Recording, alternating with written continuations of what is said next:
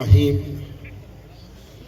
شروع اللہ کے نام سے جو بڑا مہربان اور نہایت ہی رحم کرنے والا ہے۔ تمام حضرات دروشی پڑھ لیجئے بھائی، اللہم صلی اللہ علیہ وسلم۔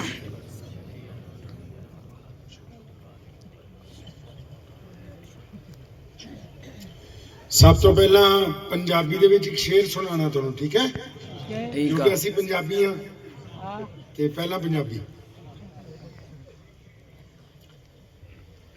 کہندا ہے کہ جتھے میرے حضور دے قدم لگے صلی اللہ علیہ وسلم صلی اللہ علیہ وسلم صلی اللہ علیہ وسلم جتھے میرے حضور دے قدم لگے اس تھاں ورگی کوئی تھاں نہیں ہو۔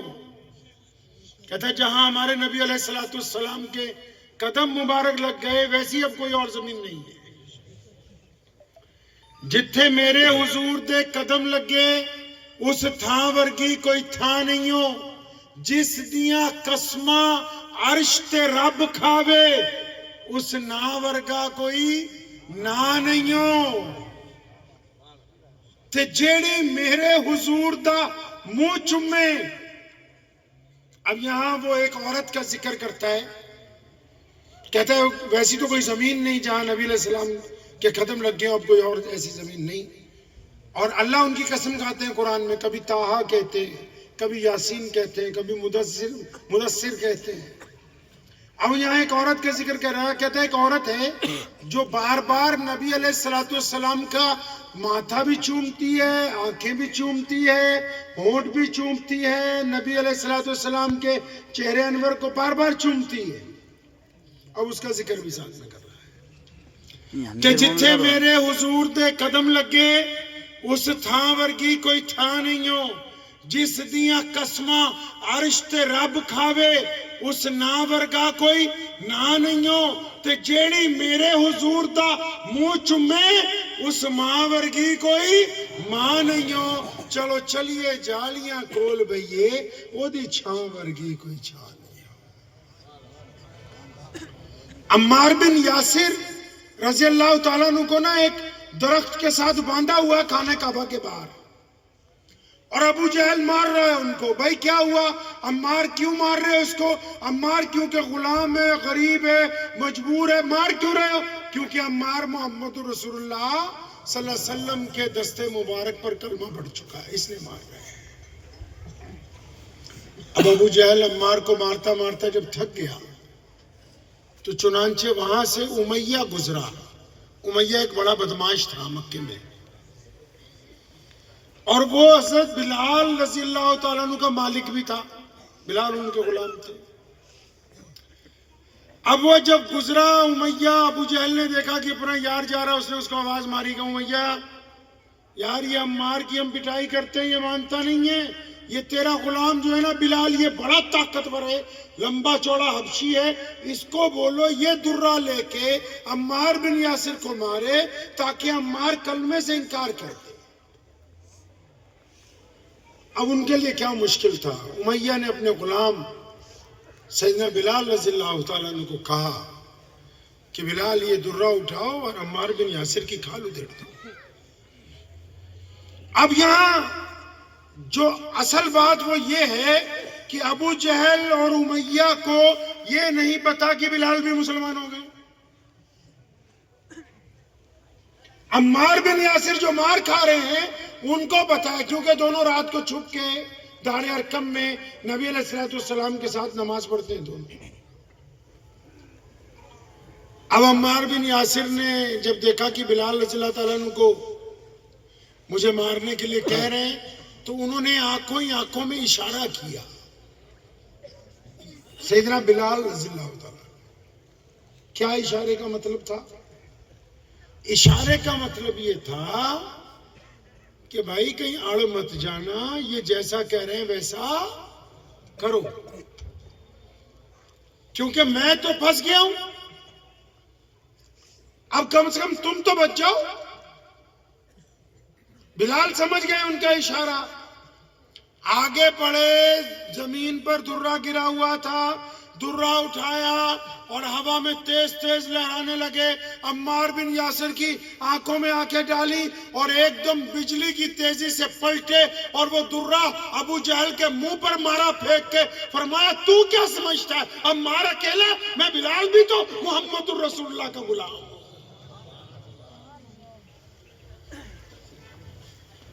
اب اتنا پتہ لگنا تھا کہ بلال کو بھی اسی ستون سے باندھ دیا گیا. لیکن بلال حبشی رضی اللہ تعالیٰ عنہ نے مکہ المکرمہ کی زندگی میں یہ پہلا کارنامہ انجام دے کے قیامت تک آنے والے لوگوں کو یہ بات واضح طور پر سمجھا دی کہ کائنات میں جتنے بھی لوگ کلمہ لا الہ الا اللہ محمد الرسول اللہ صلی اللہ علیہ وسلم پڑھیں گے، جو یہ کہہ دیں گے کہ آقا علیہ السلام ہمارے نبی ہیں، جو یہ کہہ دیں گے کہ ہم ان کے نوکر ہیں، جو یہ کہہ دیں گے کہ ہم ان کے غلام ہیں، جو یہ کہہ دیں گے کہ ہم رسول اللہ کے وفادار ہیں، تو پھر قیامت آ سکتی ہے. وہ دوگلا پن نہیں کریں گے، وہ ہر حالت میں محمد الرسول اللہ کے وفادار رہیں گے. اب بلال کو پکڑ لیا جی. اوہو ہمیں تو پتہ ہی نہیں تھا تو بھی مسلمان ہے. اب بلال کے گلے میں رسی ڈال دی. اب گلی میں اس کو کھینچ رہے ہیں. مکہ المکرمہ کے بچے اس کو پتھر مار رہے ہیں. اب یہ سلسلہ چل پڑا. شام کو بلال کو چھوڑتے ہیں، صبح کو پھر پکڑ لیتے ہیں. ان کی اماں روز رات کو ان کے زخموں پر ملہم لگاتی. اچانک ایک دن جب شام کو گھر پہنچے تو اماں نے سیدنا بلال رضی اللہ عنہ کو کہا کہ بیٹا بلال، میرے دل میں ایک بات آئی، کیوں نہ ہم مکہ چھوڑ کے چلے جائیں؟ کہ سب لوگ تیرے پیچھے پڑ گئے. اب بلال رضی اللہ عنہ کیونکہ حضرت محمد الرسول اللہ علیہ السلام کے غلام ہیں، انہوں نے اپنی اماں کو غور سے دیکھا نا تو بات کی گہرائی تک پہنچ گئے. ایسے دونوں ہاتھوں سے اپنی ماں کے کندھے پکڑے، کہنے لگے میری پیاری اماں، تو تو جانتی ہے کہ اگر ہجرت کرنی ہو تو پیسے چاہیے، سواری چاہیے، ٹھکانہ چاہیے، جانا کہاں ہے پتہ ہونا چاہیے. اماں جی ایک بات مجھے سچ سچ بتاؤ گی؟ اماں کہنے لگی ہاں بیٹا بتا، کیا پوچھنا چاہتا ہے؟ میں سچ سچ بتاؤں گی. اب بلال تو نبی علیہ السلام کا غلام ہے، اپنی ماں کو پیار سے کندھوں سے پکڑا، کہنے لگا ماں یہ بات تو بتا کہ یہ جو تو مجھے مشورہ دے رہی ہے یہ تجھے آئیڈیا دیا کس نے؟ یہ بات تیرے ذہن میں کہاں سے آ گئی؟ اب بلال رضی اللہ عنہ کی اماں اور خوش نظر آ رہی، کہنے لگے بلال آج تو بڑی حیرت کی بات ہوئی. اماں کیا حیرت کی بات ہوئی؟ کہ آج مکہ المکرمہ کا جو بادشاہ ہے نا ابو جہل، ہاں اماں وہ ہمارے گھر آیا تھا. اوہو اماں وہ ابو جہل جو یہ کہتا ہے کہ کالے لوگ انسان نہیں ہوتے، وہ ابو جہل جو کہتا ہے کہ بلال کی پرچھائی پڑ جائے تو میرے کپڑے ناپاک ہو جاتے ہیں. اماں وہ ہماری جھونپڑی پر. اماں کہتی نہیں نہیں، صرف ابو جہل نہیں آیا تھا، اس کے ساتھ میں عتبہ بھی تھا، اس کے ساتھ میں ولید بھی تھا، ابو لہب بھی تھا، عبداللہ بن جدان بھی تھا، تیرا مالک. اماں یہ اتنے بڑے بڑے لوگ سارے ہمارے گھر کی چوکھٹ پہ.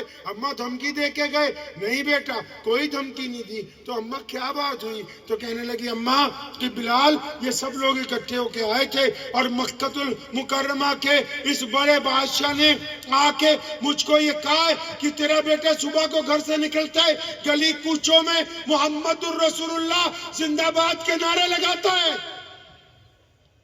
صلی اللہ علیہ وسلم، صلی اللہ علیہ وسلم، صلی اللہ علیہ وسلم. گلی کوچوں میں محمد الرسول اللہ کے زندہ باد کے نعرے لگاتا ہے، احدنا احدن کی صدائیں بلند کرتا ہے. اے بلال کی ماں، ہم نے اس کو مارا ہے، ہم نے اس کو انگاروں پر لٹایا ہے، ہم نے اس کی چھاتی پر سارا دن پتھر رکھے ہیں، ہم اس کے گلے میں رسی ڈال کے بچوں سے کھچواتے رہے، یہ ہٹتا نہیں ہے، ہم تنگ آ گئے ہیں، بڑی سخت جان ہے، تو اس کو لے کے کہیں چلا جا. بلال بلال رضی اللہ عنہ نے جب یہ بات اپنی ماں کی زبان سے سنی نا، اب کندھے تو پکڑے ہوئے تھے، جھوم پڑے، کہنے لگے اماں جی اللہ اکبر، ان سب کا میری ماں کی چوکھٹ پہ آنے کا مطلب یہ ہے کہ انہوں نے نبی علیہ السلام کے دین کی طاقت کو تسلیم کر لیا ہے۔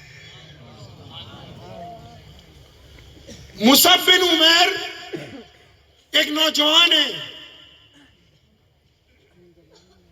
بڑے گھرانے کا بیٹا ہے، عرب پتی آدمی کا پتر ہے، اتنا شوقین ہے کہ 200 درہم کا ایک سوٹ پہنتا ہے،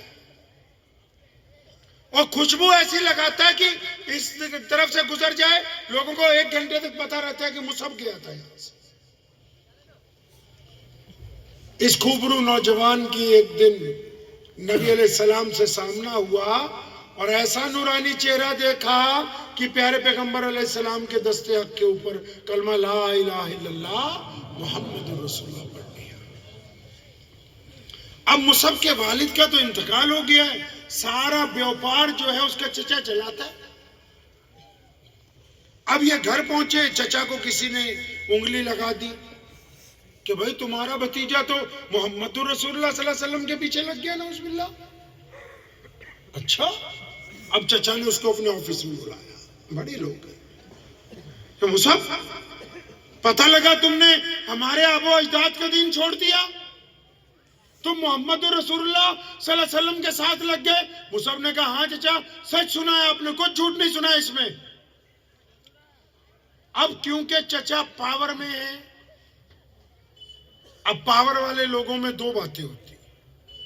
ایک تو پاور والے لوگ ایسے ہوتے ہیں جو کہ خدا کا خوف دل میں رکھتے ہیں، چاہے وہ کوئی بھی دھرم کے ہو۔ ایک پاور والے لوگ ایسے ہوتے ہیں جو صرف اپنی طاقت پر یقین رکھتے ہیں۔ اب مصعب کے چچا کو صرف اپنے پیسے پر گھمنڈ ہے، اپنی طاقت پر گھمنڈ ہے۔ وہ مصعب کو دھمکی دینے لگا، مصعب تجھے پتا ہے میں اور تیرا باپ اکٹھے کاروبار کرتے ہیں، ساری جائیداد ہماری ہے، اب بھی کاروبار میں ہی دیکھتا ہوں، تو تو نئے نئے کپڑے پہنتا ہے، خوشبوئیں لگاتا ہے، دعوتیں اڑاتا ہے، تو نے تو آج تک کیا کچھ نہیں۔ اگر محمد الرسول اللہ صلی اللہ علیہ وسلم کی طرف جائے گا تو جائیداد میں سے کچھ بھی تجھے نہیں ملے گا۔ اب چچا یہ سمجھ رہا ہے کہ جیسے ہی جائیداد چھٹے گی مصعب گھٹنوں کے بل پہ آ جائے گا، مصعب معافی مانگے گا۔ اب مصعب بن عمیر رضی اللہ عنہ نے کیا کہا، چچا میں جن کے دستے حق پر ایمان لے کے آیا ہوں نا، جائیداد تو چھوٹی چیز ہے، میں تو ان کے نام پر اپنی جان بھی قربان کر سکتا ہوں، تو رکھ لے، تو ہی رکھ لے، ساری تو رکھ لے۔ اب اس کو غصہ چڑھ گیا، اور اب اس نے کہا اپنے آفس میں ہی دفتر میں مصعب کو کھڑا کیا ہوا ہے اپنی حویلی میں، کہہ رہا مصعب اچھا ہے، اس سے ایسا کر، اب تو مان تو رہا نہیں، جائیداد میں سے تو بے دخل ہے، اس وقت تیرے پاس جو کچھ ہے، جو درہم و دینار تیرے پاس اس وقت ہے، اور یہ باہر جو تیری سواری کھڑی ہے، بہترین اونٹ کھڑا ہے، یہ بھی یہیں چھوڑ کے جانا ہوگا، میں یہ نہیں دوں گا تجھے، اپنی جیبیں خالی کر۔ اب مصعب بن عمیر رضی اللہ تعالیٰ جو عاشق ہوتے ہیں نا، عاشق جو ہوتے ہیں نا جی، عاشقوں کا ڈھنگ ہی کچھ اور ہوتا ہے۔ عاشق کبھی یہ نہیں چاہتے کہ ان کے عشق کا اظہار ہو۔ دلی کی جامع مسجد کی سیڑھیاں ایک جرنل انگریز چڑھ رہا تھا، 1932 کے آس پاس کی بات ہے، وہ چڑھا تو وہاں مسلمان گداگر بیٹھے تھے کہ اللہ کے نام پر کچھ دے جاؤ، وہ رکا، اس نے اپنا بٹوا نکالا، کچھ پیسے ایک مسلمان گداگر کو دیے اور وہ چلا گیا اندر، تو جب وہ اندر جا رہا تھا تو اس کی جیب میں سے وہ بٹوا وہیں پر گر گیا۔ اب یہ مسلمان گداگر اٹھا، اس نے وہ بٹوا اٹھا کے اپنے پاس سنبھال لیا، اس کا ارادہ یہ ہے کہ جب وہ واپس آئے گا تو میں اس کو یہ لوٹا دوں گا۔ وہ واپس آیا ہی نہیں، اردو بازار کی طرف سے سیڑھیاں چڑھا، جامع مسجد کا دورہ کیا اور دوسری طرف کے دروازے سے باہر چلا گیا۔ 10 سال گزر گئے، 40 کی دہائی میں پھر اس کی ڈیوٹی دلی میں لگ گئی اس انگریز جرنل کی۔ اب کی بار وہ اپنے بیوی بچوں کو لے کے آیا ہے کہ چلو دلی میں تو رہ رہے ہیں، تمہیں شاہجہانی مسجد دکھاتے ہیں. یہ جامع مسجد کا نام جامع مسجد نہیں ہے، شاہجہانی مسجد ہے. کہ چلو تمہیں شاہجہانی مسجد دکھاتے ہیں. اب وہ اپنے بچوں کو لے کے جب سیڑھیاں چڑھ رہا ہے، اب مسلمان گداگر نے دیکھ لیا کہ وہی صاحب ہیں جو 10 سال پہلے آئے تھے. اب اس نے ان کو آواز دے کے روکا کہ صاحب رک جائیے، آپ کی ایک امانت میرے پاس ہے. تو اس انگریز نے پوچھا بھئی میں تجھے کیا امانت دے کے گیا ہوں، میری تو کوئی ایسی امانت نہیں ہے. کہنے لگا نہیں رکو. اس نے اپنی گدڑی میں سے اندر سنبھال کے بہت سے کپڑوں میں لپیٹ کے ایک چمڑے کا بہترین بٹوا رکھا ہوا تھا، وہ نکالا اور اس انگریز کو دیا کہ یہ آپ لے لیجئے، آپ کا گر گیا تھا. اس نے دیکھا، پہچان گیا کہ واقعی میرا بٹوا ہے. تو اس نے اس کو کہا، اس غریب کو، اس مانگنے والے کو، کہنے لگا تیرا دماغ ٹھیک ہے، تو پاگل ہے؟ تو اس نے پوچھا کیوں، آپ مجھے پاگل کیوں کہتے ہیں؟ کہنے لگا اس بٹوے میں اتنے پاؤنڈ ہیں کہ تو چاہتا تو ایک اچھا گھر خرید لیتا. اس بٹوے میں انگریز سلطنت کی اتنی دولت پڑی ہوئی ہے کہ تو چاہتا تو اچھا گھر خریدتا یا دکان بناتا، کام کرتا. تو نے اتنے سال سے کھول کے بھی نہیں دیکھا اس میں ہے کیا؟ تو اس گداگر نے یہ کہا تھا اس انگریز کو. کہنے لگا صاحب آپ چلے جاؤ، آپ نہیں سمجھیں گے، یہ عشق کی باتیں ہیں.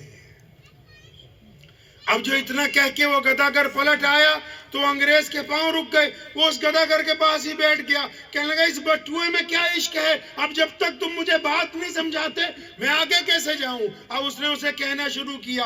کہنے لگا بات سنو، میں ایک مسلمان ہوں، میں گداگر ہوں، سارا دن مسجد کی سیڑھیوں پر بیٹھتا ہوں، اپنے رب کے نام پر لوگوں کو آوازیں دیتا ہوں. تم آئے تھے، بٹوا گر گیا تھا، میں نے بٹوا اٹھا لیا، تمہارے انتظار میں تھا، میں نے سنبھال کے رکھا. تم نہیں آئے، میں نے اس کو اتنے سال اس لیے سنبھال کے رکھا کہ تم اپنے آپ کو عیسائی کہتے ہو، تم عیسیٰ علیہ السلام کی امت میں سے ہو. اب میرے دل میں پہلے دن سے ایک بات ہے کہ ایک گداگر سن لے کان کھول کے کہ کل قیامت کو اس کے نبی نے اگر تیرے نبی کو تانا مار دیا کہ تیرے گداگر نے میرے ایک امتی کا بٹوا چھپا لیا تھا، تو میرے نبی کو کہیں خفگی نہ اٹھانی پڑے. اپنے نبی کی عزت کے لیے اس بٹوے کو سنبھال کے رکھا ہوا ہے. عشق تو آج بھی ادا ہوتا ہے. یہ عمار بن یاسر اور بلال رضی اللہ تعالیٰ عنہ، مصعب بن عمیر جو عشق دکھا رہے ہیں وہ عشق تو آج بھی ادا ہوتا ہے. اب مصعب کو چچا کو اور غصہ آ گیا، سب پیسے بھی نکلوا لیے. اب مصعب جب باہر نکلنے لگا وہ ضلالت پر اتر آیا. اس نے مصعب کو ادھر بلایا، کہتا ادھر آ، یہ جو قیمتی کپڑا پہنا ہوا ہے، یہ جو قیمتی کرتا پہنا ہوا ہے، یہ ہمارے پیسے کا ہے. جبہ اتارو. مصعب نے جبہ اتارا تو اس کو کہنے لگا یہ جو زیر بند کپڑا باندھا ہوا ہے یہ بھی اتارو، ہمارے پیسے کا ہے. وہ بھی اتروایا، سر سے لے کے پیر تک برہنہ کر دیا. تمام کپڑے مصعب بن عمیر جیسے نوجوان کے اتار لیے. چچا کے ذہن میں ہے کہ کپڑے اترواؤں گا، ڈر جائے گا، بھیک مانگے گا، کہے گا کہ مجھے معاف کر دو. مصعب نے کوئی پرواہ نہیں کی، ویسے ہی چلتا ہوا اپنی ماں کے کمرے میں گیا. اماں نے دیکھا بیٹا سر سے پیر تک بنا کپڑوں کے، آنکھوں پہ ہاتھ رکھ لیے. پوچھا بیٹا یہ کیا ہوا؟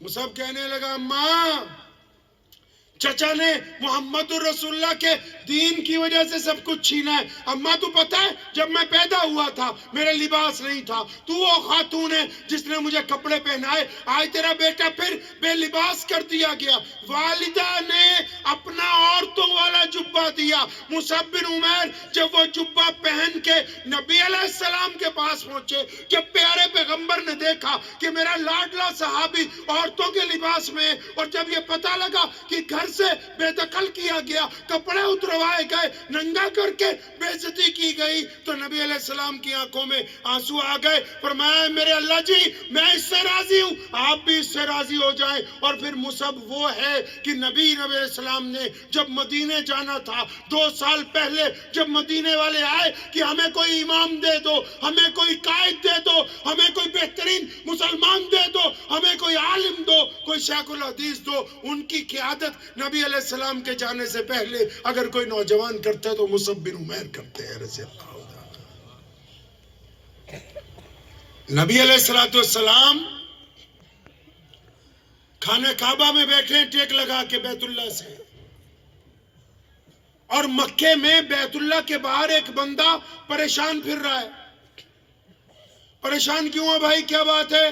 وہ کہتا ہے جی میں مکے کے قریب قبیلہ بنو سمیل کا رہنے والا ہوں، وہاں سے اونٹ لے کے آیا تھا، یہاں منڈی میں بیچیں، اب جس نے اونٹ خریدے وہ پیمنٹ نہیں کر رہا۔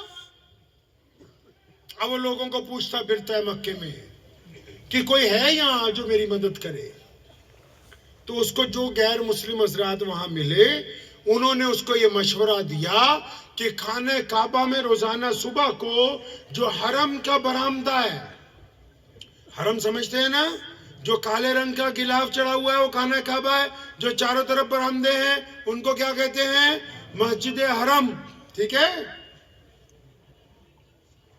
اب کسی نے اسے کہا کہ وہ برآمدوں میں صبح کو قالین بچھائے جاتے ہیں، وہاں قیمتی لباس پہن کے بڑے بڑے لوگ آتے ہیں، کاروبار کرتے ہیں، کعبہ پیتے ہیں، ان کے پاس جاؤ، وہ مکے کے مالک ہیں۔ اب یہ بندہ صبح کو پہنچ گیا، 10-15 دن سے پریشان تھا۔ جب وہاں پہنچا تو اس وقت ان لوگوں کی جو قیادت کر رہا تھا وہ امیہ تھا۔ اب امیہ کے پاس جب یہ پہنچا، اس نے کہا جناب میں مکے کے قریب کے گاؤں کا ہوں، میں نے مکے کی منڈی میں آ کے اونٹ بیچے، ایک بندے نے خریدے، اب وہ میرے پیسے نہیں دے رہا، آپ کچھ میری مدد کریں گے؟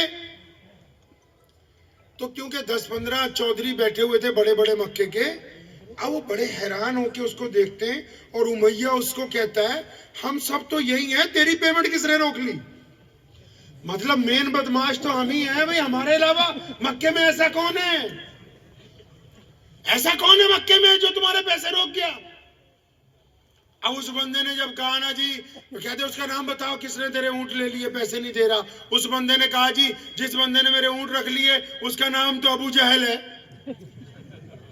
اب جیسے آپ ہنسے وہ بھی سب ہنسنے لگے، اوہو یہ تو ہمارے ہی باس کا نام لے رہا ہے، یہ تو ہمارے ہی مالک کا نام لے رہا ہے، بادشاہ کا۔ تو امیہ جو تھا یہ نعوذ باللہ نبی علیہ السلام کا بدترین دشمن تھا، تو اس کے دماغ میں ایک سازش آئی، اس نے اس بندے کا ہاتھ پکڑا اور اس نے نبی علیہ السلام خانہ کعبہ سے ٹیک لگا کے بیٹھا کرتے تھے۔ کہاں؟ خانہ کعبہ سے کہاں بیٹھتے تھے؟ ٹیک لگا کے، جب نماز سے فری ہوتے تھے ٹیک لگا کے نبی علیہ السلام بیٹھتے تھے۔ آپ کو یہ باتیں پتہ ہے؟ پہلے سنی یہ بات نہیں؟ ارے ہاتھ اٹھا کے بتاؤ، سنی کہ نہیں؟ نہیں سنی۔ یہاں مولوی کی تنخواہ کیا ہے؟ کچھ پتہ ہے آپ کو؟ کیا؟ 16۔ 15 کو اگر 30 پہ ڈیوائیڈ کر دے تو 500 روپے دیہاڑی ہوئی۔ مزدور کی کیا دیہاڑی ہے؟ مستری کی؟ تو تم نے اپنا مولوی اس سے بھی نیچے رکھا ہوا ہے۔ تو دین کس نے سمجھانا؟ موبائل کمپنی کا چاہیے، گاڑی کمپنی کی، کپڑے کمپنی کے، ہاں جی، اور دین بولے ہم سبھی مفتی ہیں۔ کیلا بیچنے والا بھی فتویٰ دے رہا ہے، پان والا بھی فتویٰ دے رہا ہے، ڈاکٹر تو بولتا ہے میں شیخ الحدیث ہوں، اور انجینئر بولتا ہے میں مفتی ہوں، اور جو ٹرسٹی ہے وہ تو کہتے ہیں ہم بڑے مفتی ہیں شورا کے، صدر کہتا ہے مجھے زیادہ دین پتہ ہے۔ یہ مذاق میں نہیں کہہ رہا، میں آپ لوگوں کو یہ سمجھا رہا ہوں کہ آپ نے اپنے امام کو اتنا نیچے رکھا ہے کہ اس کے پاس فرصت ہی نہیں ہے کہ یا تو 10,000 میں بچے پالے یا سیرت النبی کی کتابیں لے آئے خرید کے اور آپ کو حضور صلی اللہ علیہ وسلم کی زندگی سنائے۔ شادیوں میں بربادی کے لیے پیسہ ہے، گاڑیوں میں بربادی کے لیے پیسہ ہے، اپنے علماء کی خدمت کے لیے۔ یہ تو بیچ میں بعد میں اس لیے لے آیا تاکہ اب کو یہ اندازہ ہو کہ جہاں سے دین آنا ہے سیکھنا ہے، ہم ان کے پاس ہی نہیں جا رہے فرصت میں، نہ ان کے پاس بیٹھ رہے ہیں نہ ان کو یہ کہہ رہے ہیں کہ حضرت کوئی نئی کتابیں سیرت النبی کی آئی ہوں ہم سیٹ خرید دیتے ہیں. تو جو کتاب تو ہے وہ 1 روپے کی تو آئے گی نہیں, یا 50,000 کا سیٹ ہوگا, یا بیروت سے منگائیں گے یا کم سے کم سعودی عرب سے منگائیں گے. کیا بڑے بڑے سیٹ جو ہیں وہ کم سے کم 30-40 ہزار کے ہیں. بولے نہیں, ہمیں کتابوں کی ضرورت نہیں ہے, ایڈیڈاس کی جوتی پہننی ہے جو 20-22 ہزار کی آتی ہے, تو جوتیوں کی ضرورت ہے, کتابوں کی.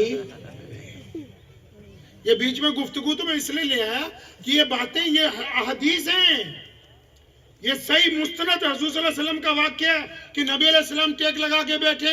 اب وہ سائل آیا امیہ نے اس کو کہا کہ وہ دیکھو وہ جو سامنے خانہ کعبہ سے ٹیک لگا کے بیٹھے ہوئے. اب یہ بندہ نبی علیہ السلام کے پاس جب پہنچا ہے تو یہاں پر ایک بات اور آپ کو سمجھا دوں کہ امیہ دشمن ہے نبی علیہ السلام کا, دشمن ہے نا, بدر میں مارا بھی گیا ہے دشمن, لیکن نبی علیہ السلام کے دشمن کا بھی اس بات پر پکا یقین ہے کہ در رسول پر اگر کوئی جائے گا تو خالی واپس آنے والا نہیں ہے. دشمن بھی یقین رکھتا ہے کہ محمد رسول اللہ کے چوکھٹ پہ اگر یہ اس نے اپنی فریاد لگا دی, فریاد سنی جائے گی, اس کو دھتکارا نہیں جائے گا. نبی علیہ السلام کے دربار میں جا کے اگر اس نے عرضی پیش کر دی تو عرضی پر کاروائی ہوگی, عرضی مسترد نہیں کی جا سکتی, کیونکہ اللہ کے بعد کائنات میں اگر کسی کا مرتبہ ہے تو محمد رسول اللہ صلی اللہ علیہ وسلم. نئے مولوی بھی بیٹھے ہیں, بچے بھی بیٹھے ہیں, ان کو ایک مسئلہ سمجھا دوں, یہ واقعہ بعد میں پورا کر کے سناتا ہوں. مشورہ دے رہا ہوں, فتویٰ نہیں دے رہا. اب جو میں آپ کو بات کہنے جا رہا ہوں وہ مشورہ ہے, فتویٰ نہیں ہے. ایک اچھا ڈاکٹر کون ہے دوسرا ڈاکٹر بتائے گا, اچھا انجینئر کون ہے دوسرا انجینئر بتا سکتا ہے, اچھا عالم کون ہے دوسرا عالم بتا سکتا ہے. تو نبی کا کیا مقام ہے یہ کون بتائے گا بھائی؟ نبی کا مقام تو کوئی نبی ہی بتا سکتا ہے. اور جب ہمارے پیارے نبی حضرت محمد رسول اللہ, زور سے صلی اللہ صلی اللہ صلی اللہ, جب وہ تشریف لائے تو تمام انبیاء, تمام رسول, تمام نبی جا چکے تھے. تو میرے اللہ نے یہ اعلان کر دیا کہ میرے پیارے محبوب آ گئے ہیں, اب ان کا جو مرتبہ ہے وہ اللہ نے کہا میں خود بتاؤں گا. تبھی تو کبھی طٰہٰ کہا, کبھی یاسین کہا, کبھی مدثر کہا, کبھی صاحب خلق عظیم کہا, اور کبھی خاتم النبیین کہا. اللہ نے کہا میں بتاؤں گا کہ یہ عالم کے لیے رحمت بن کے آئے ہیں, کسی بندے کے بس کی بات نہیں. ہمارا جو اتہاس ہے 1000 سال کا, امام ابو حنیفہ سے لے کے شاہ ولی اللہ محدث دہلوی علیہ رحمت تک کوئی ایسا مولوی پیدا ہی نہیں ہوا جس نے کبھی نبی علیہ السلام کی ذات مبارک کو لے کے کبھی کوئی بحث کی ہو. یہ اللہ معاف فرمائے آج کل ایسے نکھٹو پیدا ہو گئے, کچھ یہ بتاتے ہیں کہ ان کی حد کیا ہے, کچھ یہ بتاتے ہیں کہ ان کی حد کہاں تک ہے. ارے نبی کی حدود کائنات کا کوئی بندہ طے نہیں کر سکتا ہے. مشورہ یہ ہے کوئی بھی ہو, میں ہوں آپ ہیں, اپنی اپنی لائن میں اوقات سے باہر نہیں جانا ہے. نبی علیہ السلام کی ذات مبارک تمام تنازعات سے پاک ہے. نبی علیہ السلام کی ذات مبارک تمام بحث و مباحثے سے پاک ہے. ان کی ذات مبارک کو لے کے چوں چرا کرنا گناہ کبیرہ ہے, چاہے وہ ادھر والے کریں یا ادھر والے کریں. نبی کی شان میں لے کے بحث ہی کرنا گناہ ہے. اللہ نے یہ بات کہہ دی ہے دو ٹوک پوری دنیا کے لوگوں کو کہ میں خدا ہو کر, کائنات کا مالک ہو کر, روئے زمین کا پالنہار ہو کے तमाम जहानों का रब होने के बावजूद अल्लाह फरमाते हैं कि मैं अपने महबूब मोहम्मद रसूलुल्लाह को सलाम भेजता हूं, तुम भी रसूलुल्लाह को सलाम किया करो। अपनी औकात से जब बाहर जाएंगे, एक थानेदार होता है ना, उसका एक एरिया होता है, कलेक्टर का भी एक एरिया होता है, डीएम का भी एक एरिया होता है, सीएम का भी एरिया होता है। वो अपने एरिया में अच्छे लगते हैं, और अगर कोई बंदा अपनी हैसियत से बाहर की बात करे, हम लोग आम गुफ्तगू में कहते हैं कि अपनी औकात से फाजिल बातें मत करो। नबी अलैहिस्सलाम की साथ शेख सादी कहते हैं, मैं नात लिखता था, फिर फाड़ देता था, लिखता था, दिल को तसल्ली नहीं होती थी कि नबी अलैहिस्सलाम की शान किस तरह बयान करूं। आखिर सादी ने ये लिख के कलम तोड़ दिया। क्या लिखा सादी ने? उसने कहा कि बाज़ अज़ खुदा, सादी ने कहा कि बाज़ अज़ खुदा बुजुर्ग तू ही। उसने कहा कि सादी को बस इतनी सी बात समझ आ गई है कि अल्लाह के बाद अगर कोई है तो वो मोहम्मदुर रसूलुल्लाह सल्लल्लाहु अलैहि वसल्लम है। अब ये बंदा नबी अलैहि सलाम के पास पहुंचा, वही जिसकी पेमेंट नहीं मिल रही। उमैया ने कह दिया कि वो देखो सामने बैठे हुए हैं, उनके पास चले जाओ। अब ये नबी अलैहि सलाम के साथ जब पहुंचा तो अल्लाह के नबी अलैहि सलाम का चेहरा मुबारक देखा गया। इसने जब नबी अलैहि सलाम का चेहरा देखा तो देखता ही रह गया। अब मैं फिर पूछूंगा, तुम्हें तनख्वाह थोड़ी बढ़ा दोगे? नहीं, क्योंकि तुम्हें कीमती बातें पता नहीं। इस बंदे ने जब नबी अलैहि सलाम को देखा तो इसने हुजूर सल्लल्लाहु अलैहि वसल्लम का अपने पास से एक नाम रख लिया। जो भी लोग हमारे नबी अलैहि सलाम को पहली बार देखते थे, वो अपने पास से ही नाम रख लेते थे। आपको पता है 1,24,000 सहाबा में से 313 बदरी सहाबा में से और अशरा मुबशरा में से कोई एक सहाबी रसूल सल्लल्लाहु अलैहि वसल्लम ऐसा नहीं जिसने नबी अलैहि सलाम का हुलिया मुबारक बयान किया हो। एक औरत है, बिल्कुल देहाती, जंगल में रहती है, झोपड़ी बनाई हुई है। नबी अलैहि सलाम सिर्फ चंद लम्हों के लिए उसके घर रुके थे। उम्मे माबद उसका नाम है। पैगंबर अलैहिस्सलाम अबू बकर सिद्दीक रज़ियल्लाहु अन्हु के साथ उसके घर रोके और वहां दूध पिया, चले गए। और उम्मे माबद का खामिद अबू माबद जब शाम को आया था, उसने कहा, उम्मे माबद आज घर में रोशनी है, आज घर में बेहतरीन खुशबू है, आज घर में वाफिर मिकदार में खाना पड़ा हुआ है। उम्मे माबद, ये घर वैसा नहीं है जैसा सुबह में छोड़ के गया था, सच सच बता हमारे घर कौन आया था? उम्मे माबद भी हुजूर सल्लल्लाहु अलैहि वसल्लम का नाम पूछना भूल गई थी, चेहरे अनवर ही देखती रही। इमाम बुखारी ने नबी अलैहि सलाम की जुल्फों का जिक्र उम्मे माबद से रिवायत किया है, चेहरे का जिक्र उम्मे माबद से रिवायत की है, आंखों का जिक्र उम्मे माबद से रिवायत की है। अब उम्मे माबद कहती है, कहने लगी, अबू माबद अल्लाह की कसम, मैं तो इतना नूरानी चेहरा कभी देखा ही नहीं, मैं तो उनको देखती रह गई। लेकिन इतना पता है जो मेरे घर आज आया था ना, वो बड़ा मुबारक था। उसने अपने पास से नाम रखा है। अब ये जो बंदा जो परेशान है, ये नबी अलैहि सलाम के पास जब पहुंचा, इसने सलाम किया है कि सलाम हो एक प्यारी सूरत वाले। नबी अलैहि सलाम को सोहनी सूरत वाला कहा, इसने कहा प्यारी सूरत वाले सलाम हो। अब मेरे नबी अलैहि सलाम ने जो बात इसको पलट कर कही है ना, तो ये सुन के रोने लगा। क्या कहा है पता है नबी अलैहि सलाम ने? पता है नबी अलैहि सलाम ने क्या कहा भाई? बोलो, तनख्वाह नहीं बढ़ाएंगे।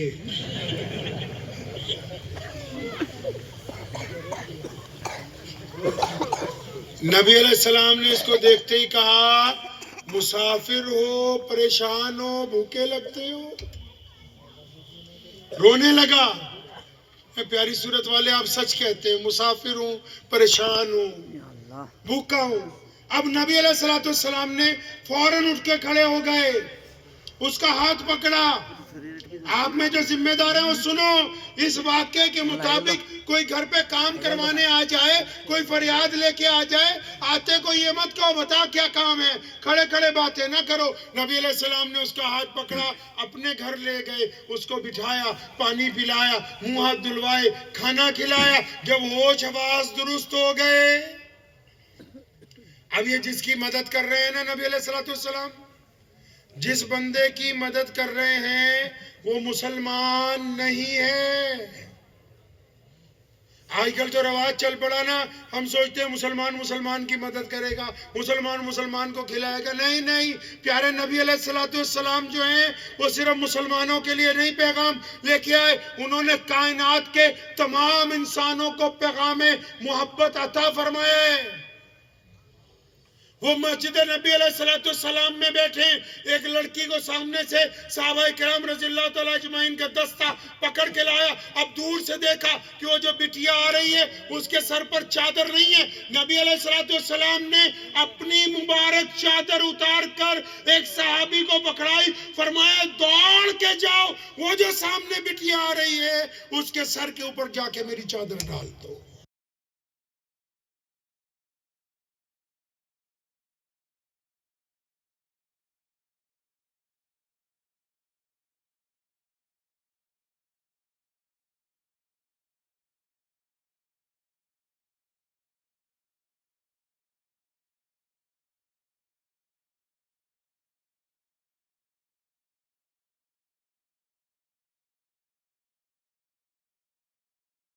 براق کو باندھا. وہ جب اس کمرے میں گئے جہاں نبی علیہ السلام آرام کر رہے تھے، اب انہوں نے دیکھا کہ نبی علیہ السلام تو گہری نیند میں ہیں، تو انہوں نے اللہ کو کہا جبریل امین میں کہ آپ کے محبوب سو رہے ہیں، آپ کہہ دیں تو میں آواز دے کے اٹھاؤں. تو جواب آیا یہ ٹھیک ہے کہ تو فرشتوں کا سردار ہے، لیکن اتنا بڑا نہیں بنا کہ میرے نبی کو آواز دینے کی جرت کر سکتا ہو. اب جبریل امین نے پھر کہا یا اللہ آواز نہیں دینی، ہاتھ سے نبی علیہ السلام کے کندھے مبارک یا جسم مبارک کو ہاتھ لگاؤں. پھر حکم آ گیا وہ ٹھیک ہے تو روح الامین ہے، لیکن محمد رسول اللہ کے جسم مبارک کو چھو لے، ابھی اتنی حیثیت تک نہیں پہنچے ہو. اب جبریل بھی حیران، اٹھانا کیسے ہے؟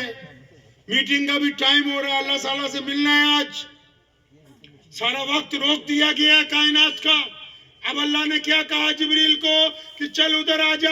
کس طرف یا اللہ؟ فرمایا میرے محبوب کے پیروں کی طرف، پیغمبر اعظم صلی اللہ علیہ وسلم کے قدموں کی طرف.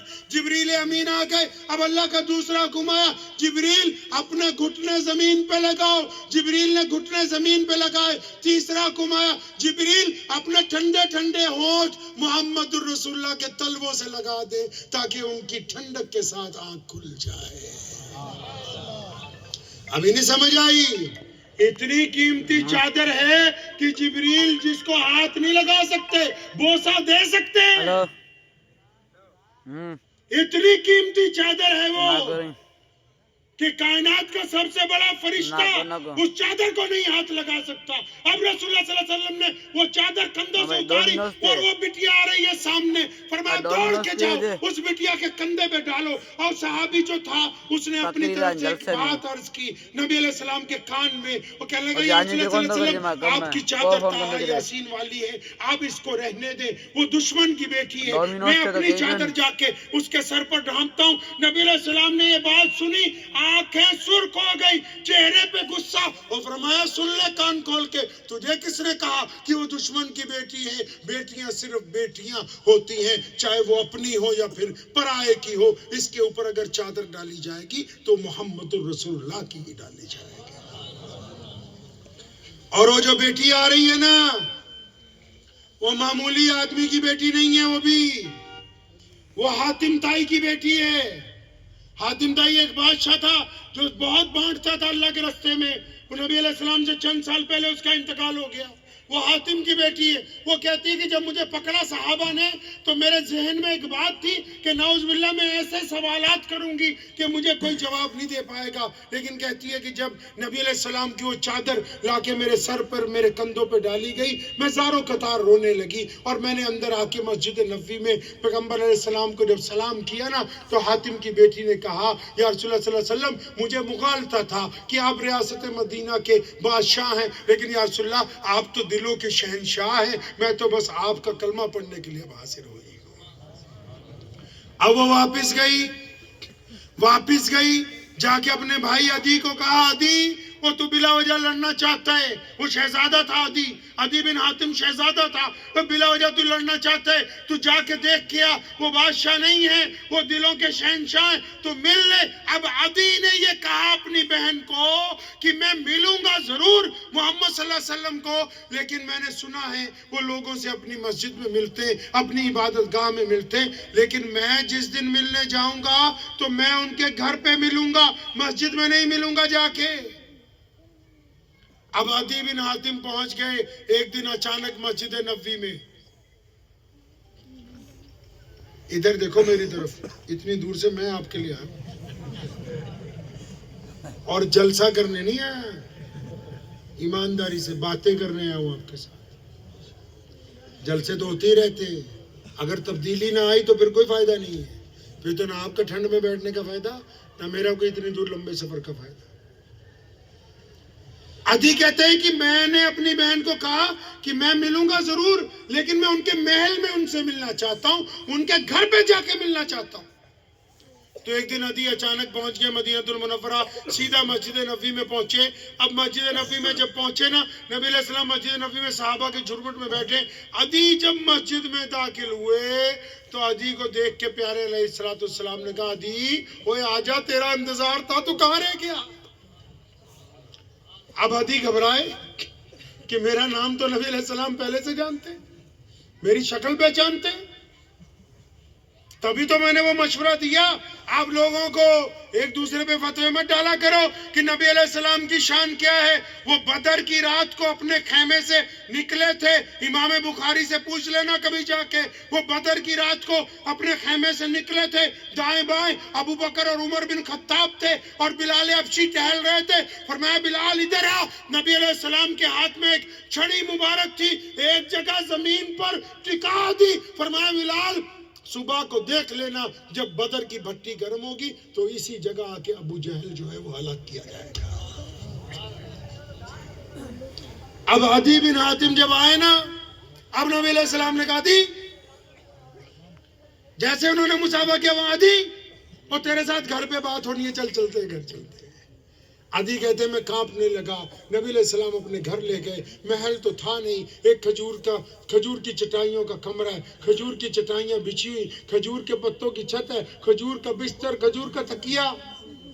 اب عدی کہتے ہیں میں تو شہزادہ تھا, تو نبی علیہ السلام کے اس اعلیٰ کردار کو دیکھ کے میری دل کی دنیا بدل رہی تھی. اور ادھر نبی علیہ السلام نے جو مجھے کھانے کے لیے پیش کیا, کھانے کے بعد آپ صلی اللہ علیہ وسلم کا قاعدہ تھا, جب میٹنگ کا وقت مکمل ہو جاتا تھا, چلے اب آپ مہمان خانے میں جائیں, آرام کریں. اب وہ جب ان کو کہا کہ آپ جائیے, تو عدی کہنے لگے, یا رسول اللہ صلی اللہ علیہ وسلم سچی بات تو یہی ہے, آیا تو واپس جانے کے لیے تھا, لیکن رب کعبہ کی قسم اب جب تک عدی کی جان میں جان ہے, عدی محمد رسول اللہ کا غلام بن کر رہے گا.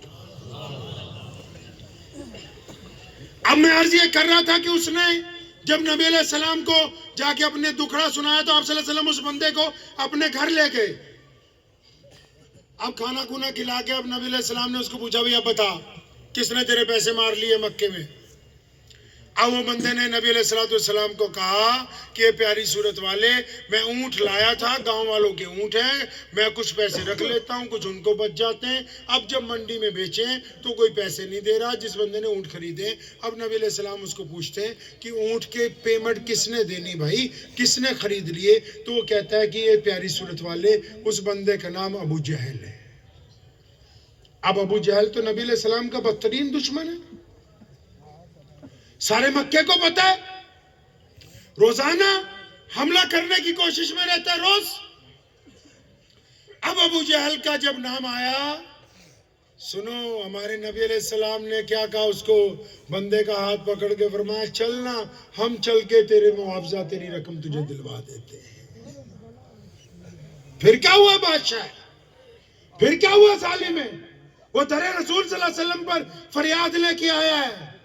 تو سنو سماجی سیوا کرنے والے میرے لیڈر بھائیوں, چودھریوں, سرمایہ داروں, اگر تمہارے گھر پر کوئی فریاد لے کے آ جائے تو یہ بھی نبی علیہ السلام کی سنت ہے کہ اس کے ساتھ چل کے جا کے کام کروا کے آؤ گے. اب نبی علیہ السلام لے کے چل پڑے اس کو. ادھر امیہ نے اپنا ایک جاسوس پیچھے بھیجا. امیہ کیوں چاہتا تھا کہ نبی علیہ السلام کے پاس جائے؟ امیہ اس لیے چاہتا تھا کہ نعوذ باللہ ابو جہل رسول صلی اللہ علیہ وسلم پر حملہ کرنے کا موقع ڈھونڈ رہا ہے. اب جب یہ آپ صلی اللہ علیہ وسلم کے پاس فریاد لے کے جائے گا، نبی علیہ السلام ابو جہل کو جا کے پوچھیں گے تو نعوذ باللہ لڑائی ہو جائے گی، ہم بھی مزہ اٹھائیں گے. اس نے اپنا ایک غلام جاسوس بنا کے بھیجا کہ جب لڑائی شروع ہو جائے تو ہمیں آ کے بتانا ہے، ہمیں بتانا ہے آ کے. اب وہ گیا ہوا تھا غلام پیچھے پیچھے. اب جو اس نے دیکھا کہ نبی علیہ السلام ابو جہل کے دروازے پہ پہنچے، اس بندے نے دروازہ کھٹکھٹایا. ابو جہل نے جب دروازہ کھولا ہے نا، آج پیارے نبی علیہ السلام کو سامنے دیکھا تو ابو جہل کے جسم پر کپ کپی طاری ہو گئی. پیغمبر علیہ السلام نے، میں پنجابی جی دسدا ہوں نا، نبی علیہ السلام نے کہا کیوں ہوئے وہ غریباں نال ہی دھکا کری جانا ہے. مطلب اسلام نے مردانگی کا بھی معیار طے کیا ہے. اپنے سے کمزور کے پیسے مار لینا کوئی مردانگی تھوڑی، بیوی کے منہ پہ تھپڑ مارنا کوئی مردانگی تھوڑی ہے، بچوں کو گالی دے دینا کوئی مردانگی تھوڑی ہے، کسی مانگنے والے کو دھکا مار دینا کوئی مردانگی تھوڑی ہے، کسی ٹھیلے والے کو، رکشے والے کو بدتمیزی سے کہنا آگے ہو جا کوئی مردانگی تھوڑی ہے. اسلام نے مردانگی کا بھی معیار طے کیا کہ اگر کبھی ہو تو اپنے برابر کے ساتھ اگر گفتگو کرو گے تب پتہ لگے گا کہ واقعی مرد ہو. غریب کو تو ہر کوئی گالی دے دیتا ہے. تو نبی علیہ السلام نے ڈانٹیا انہوں کہ کی گال غریباں نال بھی دھکا ہو. اب یہ کانپ رہا ہے. ادھر وہ جاسوس کھڑا دیکھ رہا ہے. وہ یہ سمجھ رہا تھا کہ ابو جہل تلوار نکالے گا، ابو جہل حملہ کر دے گا. اب یہ کانپ رہا ہے. اب نبی علیہ السلام کا حکم ہو گیا جلدی جاؤ اس کی رقم لاؤ. اب وہ کانپتا کانپتا اندر گیا. ایک تھیلے میں جو بھی اس حساب دوڑ کر حساب ہوگا رقم ڈال کے اس لا کے اس بندے کے ہاتھ میں پکڑائی. ادھر جاسوس بھاگا بھاگا امیہ کے پاس گیا کہ تم تو کہتے تھے کہ ابو جہل یہ کر دے گا وہ کر دے گا، وہ تو محمد رسول اللہ صلی اللہ علیہ وسلم کے سامنے بھیگی بلی بنا ہوا. اب نبی علیہ السلام وہاں سے واپس چل پڑے. اب آگے کی بات سنو. جب واپس چلے 2-4 گلیوں کے موڑ مڑے نا تو پیغمبر علیہ السلام خود اس بندے سے پوچھتے ہیں بھئی تیرا کام ہو گیا، اب مجھے اجازت ہے میں جاؤں؟ خود ہی بھیک دیں، خود ہی کہیں، منگتے کا بھلا ہو. اب نبی علیہ السلام پوچھتے ہیں کہ میں چلا جاؤں؟ اب اس بندہ جو ہے نا وہ نبی علیہ السلام سے منت کر کے کہتا ہے کہ یہ پیاری صورت والے آپ اپنا نام بتا دیں گے نا اگر تو میں گاؤں والوں پوچھیں گے کہ اتنے دن کہاں رہا، میں پہلے تو یہ بتاؤں گا کہ میرے اونٹ کسی غلط آدمی نے خرید لیے، پھر یہ بتاؤں گا پیسے نہیں ملے، پھر یہ بتاؤں گا کہ ایک پیاری صورت والے ملے تھے، انہوں نے کھانا کھلایا، گھر لے گئے، انہوں نے میرے پیسے دلوائے. اب جب گاؤں والے پوچھیں گے ان کا نام کیا ہے، اب مجھے نام نہیں پتا ہوگا تو مجھے کہیں گے تو عجیب آدمی ہے، اپنے محسن کا نام بھی نہیں جانتا. اب نبی علیہ السلام کی منت کر رہا ہے یہ پیاری صورت والے اپنا نام بتائیے. اور ادھر آپ صلی اللہ علیہ وسلم کیا کہہ رہے ہیں جی؟ فرمایا نام میں کیا رکھا ہے، کام ہو گیا بس چلو نکلو. اب آج کل ہم ہی جو مسلمان ہی ہیں سمجھو ہمارا اتنا حالت خراب ہے کہ اشتہار میں اگر نام اوپر نیچے ہو جائے تب بھی پنگا پڑ جائے. ہاں جی 2-4 پردھانوں کا نام نہ آئے تب پنگا پڑ جائے. پردھان تو پردھان مولوی ہے تو اتنے تھلے ہو جائے تو ہمیں پنگا پڑ جائے. نبی علیہ السلام ڈھنگ سکھا رہے ہیں جینے کا. میں نے پہلے کہا تھا عاشق چاہتے ہیں کہ ان کا عشق کبھی عیاں نہ ہو. وہ ڈھنگ سکھا رہے ہیں جینے کا. فرمایا نام میں کیا رکھا، چل نکل. وہ پیچھے ہی پڑ گیا، منت کرنے لگا نہیں نام بتائیں گے. تو ہمارے نبی علیہ السلام جب بھی کسی کو نام بتاتے تھے تو اس طرح بتاتے تھے کہ میں محمد ہوں اللہ کا رسول. آپ صلی اللہ علیہ وسلم کی مہر کے اوپر بھی یہی لکھا ہوا تھا محمد اللہ رسول، کہ میں محمد ہوں اللہ کا رسول. تو نبی علیہ السلام نے جب یہ بات کہی نا کہ میں محمد ہوں صلی اللہ علیہ وسلم تو اس نے دونوں ہاتھ پکڑ لیے پیارے نبی علیہ السلام کے. یار رسول اللہ صلی اللہ علیہ وسلم میں تو آپ کو اچھی طرح جانتا ہوں. کیسے جانتے ہو؟ کہ مکے میں جس دن سے آیا ہوں سب لوگ مجھے ملے، سب نے آپ کا ذکر کیا تھا، لیکن وہ ایک سچی بات ساتھ میں کہتے تھے. بھائی کیا کہتے تھے؟ سب نے مجھے کہا کہ اس شہر میں ایک نبی ہیں جو بڑے حسین و جمیل ہیں، جو بڑے اعلیٰ کردار کے ہیں، لیکن مجھے بار بار سب نے ایک مشورہ دیا تھا کہ ان سے ملنا نہیں ہے. میں پوچھتا تھا کیوں نہیں ملنا؟ وہ لوگ ہمیں یہ کہتے تھے کہ ان سے اگر کوئی مل لیتا ہے تو پھر وہ انہی کا ہو جایا کرتا ہے.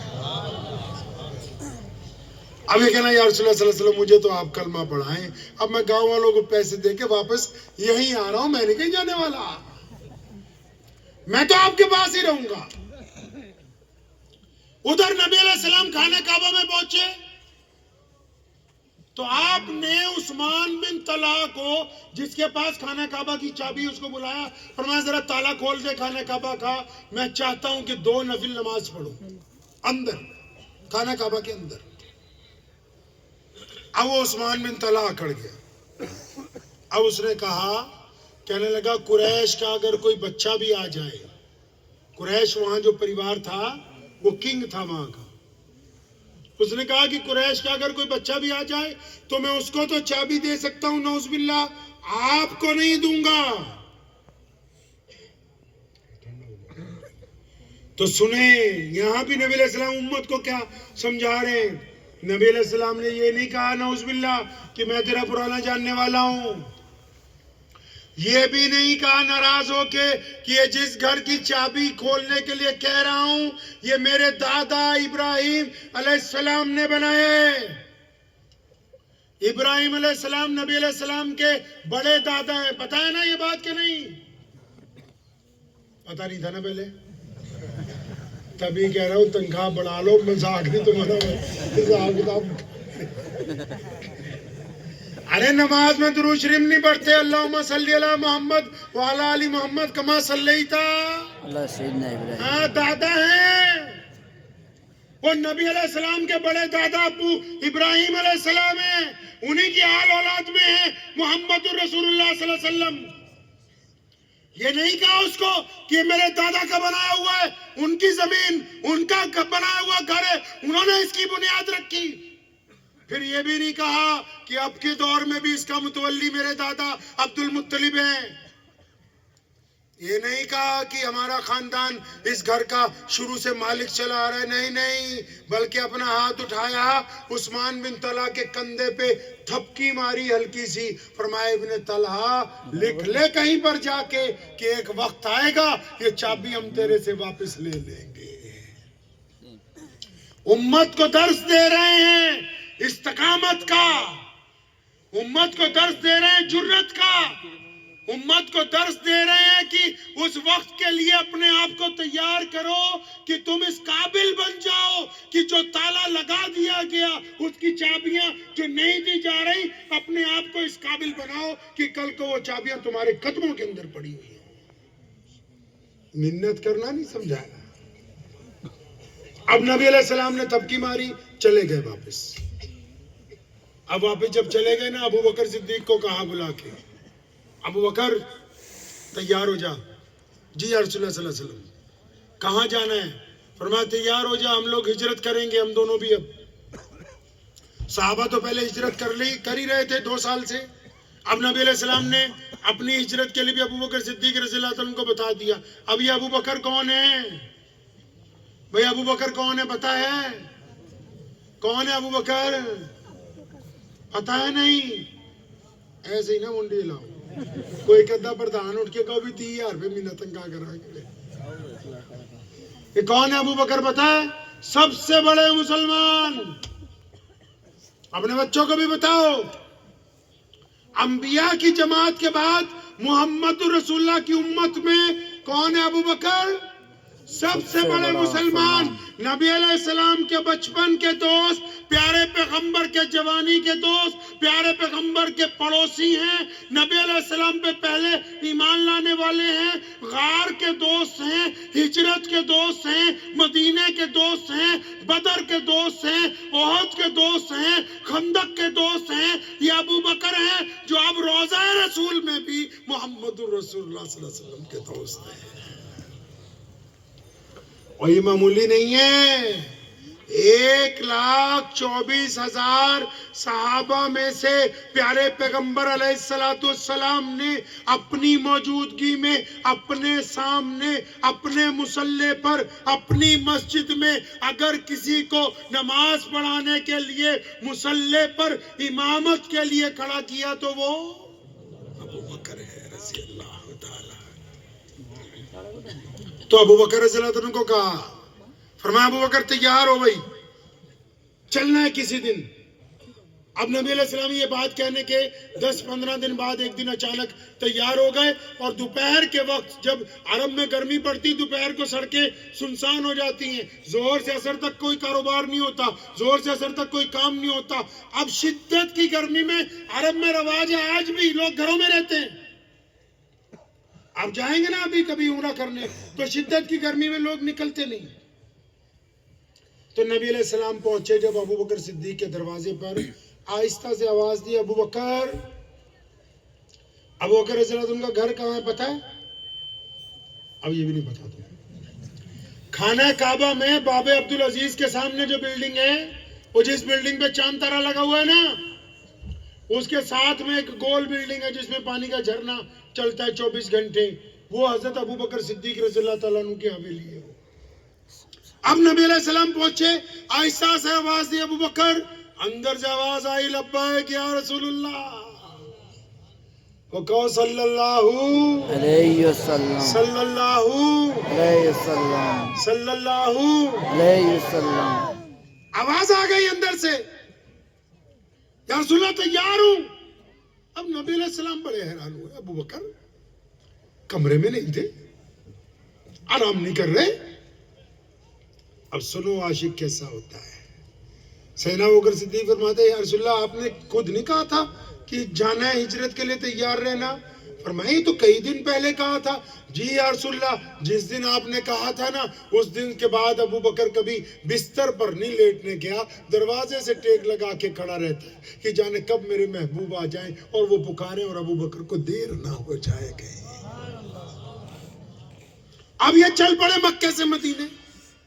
اب جیسے ہی مکہ المکرمہ سے نکلے مدینہ شریف کی طرف ہجرت کی نا، تو مکے میں اس وقت جو بادشاہ تھا، اسلام کا بدترین دشمن ابو جہل اور اس کے تمام وزیر، ان سب نے جو ہٹے کٹے لوگ پال رکھے تھے نا، ان سب کو اکٹھا کیا. شور مچ گیا کہ محمد صلی اللہ علیہ وسلم ہاتھ سے نکل گئے. فوراً پورے مکے کی ناکہ بندی کر دی گئی.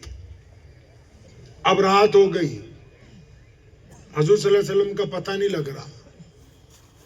صبح ہوئی کوئی اطلاع نہیں، پھر شام ہو گئی کوئی اطلاع نہیں، پھر صبح ہوئی کوئی اطلاع نہیں. پھر کیبنٹ کی میٹنگ بلائی ابو جہل نے، تو سارے لوگوں نے آ کے یہ بات پر اتفاق کیا کہ نبی علیہ السلام جن کو ہم ڈھونڈ رہے ہیں، اس بات کی تو ہم گارنٹی لکھ کے دیتے ہیں وہ مکے سے باہر نہیں گئے، کیونکہ ہم نے پہرا اتنا لگا رکھا ہے پہاڑوں میں، ریگستان میں، آس پاس جنگلوں میں. اگر وہ کسی طرف سے بھی جاتے تو ہمیں پتہ لگ جاتا.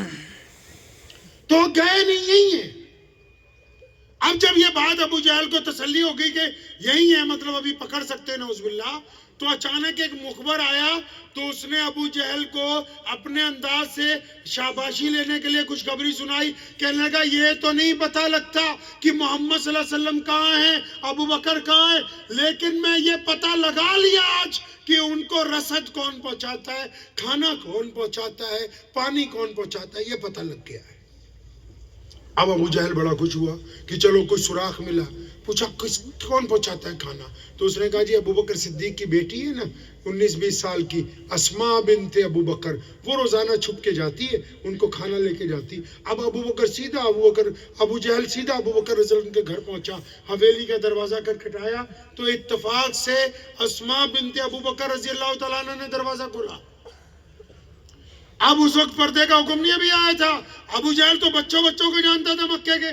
اب جیسے اس نے حضرت اسماء رضی اللہ تعالیٰ عنہ کو دیکھا تو اتنی زور سے اس نے پہلا ہاتھ مارا کہ اسماء بڑی تیزی سے زمین پہ گری. ان کا ایک کان پھٹ گیا، سر پھٹ گیا، زاروں قطار خون آنے لگا. اب ابو جہل ایک ڈنڈا لے کے نا اسماء بنت ابو بکر رضی اللہ تعالیٰ عنہ کو مار رہا ہے، ان کی پٹائی کر رہا ہے. بتا تو صحیح محمد صلی اللہ علیہ وسلم کہاں ہیں؟ اسما بولتی نہیں. پیچھے سے کوئی بندہ آیا, اس نے آ کے ابو جہل کے کان میں یہ کہا کہ یہ جس بٹیا کو تو مار رہا ہے نا, یہ ابو بکر کی شہزادی ہے, یہ کوئی چھوٹا خاندان نہیں ہے, یہ بڑی برادری کی بٹیا ہے.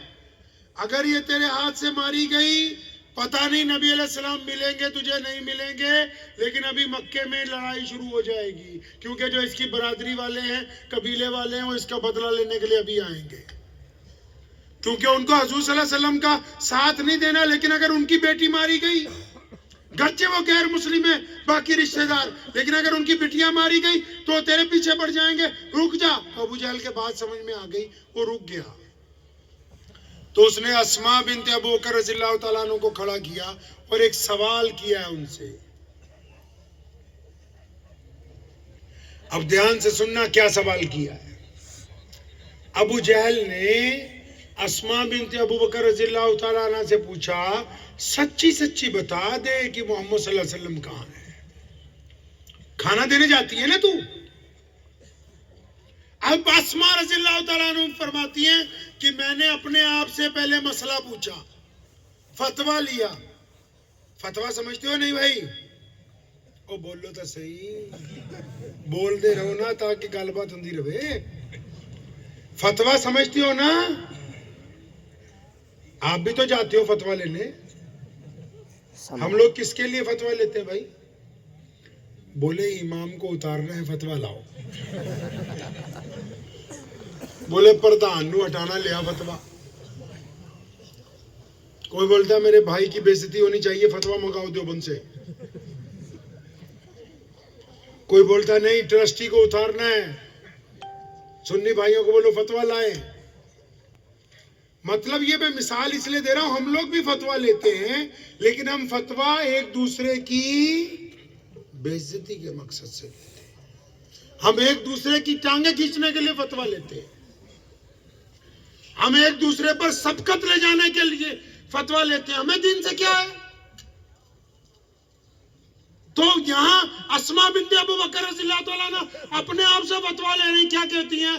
اپنے آپ کو کہتی ہے دل ہی دل میں, اسما تجھے یاد ہے پیارے پیغمبر علیہ السلام نے کتنی مجلسوں میں کہا کہ میری امت میں جھوٹ بولنا حرام ہے. اسما تیرے نبی علیہ السلام کی شان یہ ہے کہ ان کا امتی جھوٹ نہیں بول سکتا. یہ ابو جہل سامنے کھڑا پوچھ رہا ہے کہ محمد صلی اللہ علیہ وسلم کہاں ہے. اسما تجھے پتا ہے کہ وہ غار کے اندر ہیں. اسما اگر تو نے جھوٹ بولا, یاد رکھ تیرے نبی کی شریعت تیرے ہاتھ سے نکل جائے گی. اسما اپنے آپ کو کہتی ہے کہ اسما اگر جھوٹ بول دیا نا تو نبی کے حکم کی عدولی ہوگی, نبی علیہ السلام کی شریعت کا نقصان ہوگا, اسلام تیرے ہاتھ سے چھٹ جائے گا. اب پھر اسما اپنے آپ کو کہتی ہے, اسما اگر تو سچ بولے گی نا, اگر تو پتہ بتا دے گی, تو یہ ابھی سارے کے سارے نبی علیہ السلام کے پیچھے پہنچ جائیں گے, ان کو تکلیف پہنچائیں گے. اب اسما نے کیا کہا سنو. اسما اٹھ کے کھڑی ہو گئی. تاریخ نے ان کے لفظ جو ہیں وہ سنہری حروف میں درج کر دیے. اسما بنت ابو بکر رضی اللہ تعالیٰ عنہ کا کان پھٹ گیا تھا, زار و قطار خون نکل رہا تھا. اپنے ہی کپڑے سے, اپنی چادر سے اپنے کان کو باندھا, پوری گانٹھ لگا کے اسما اٹھ کے کھڑی ہوئی اور ابو جہل کی طرف دیکھ کے کڑک آواز میں کہا کہ اے سن لے ان سب کے بادشاہ, مجھے رب کعبہ کی قسم ہے کہ اسما کو پتا ہے کہ محمد الرسول اللہ صلی اللہ علیہ وسلم کہاں پر ہیں, لیکن کعبے کے رب کی قسم تو اسما کی اگر بوٹیاں بھی نوش دے گا تو مجھ سے پتہ لگوا نہیں سکتا ہے.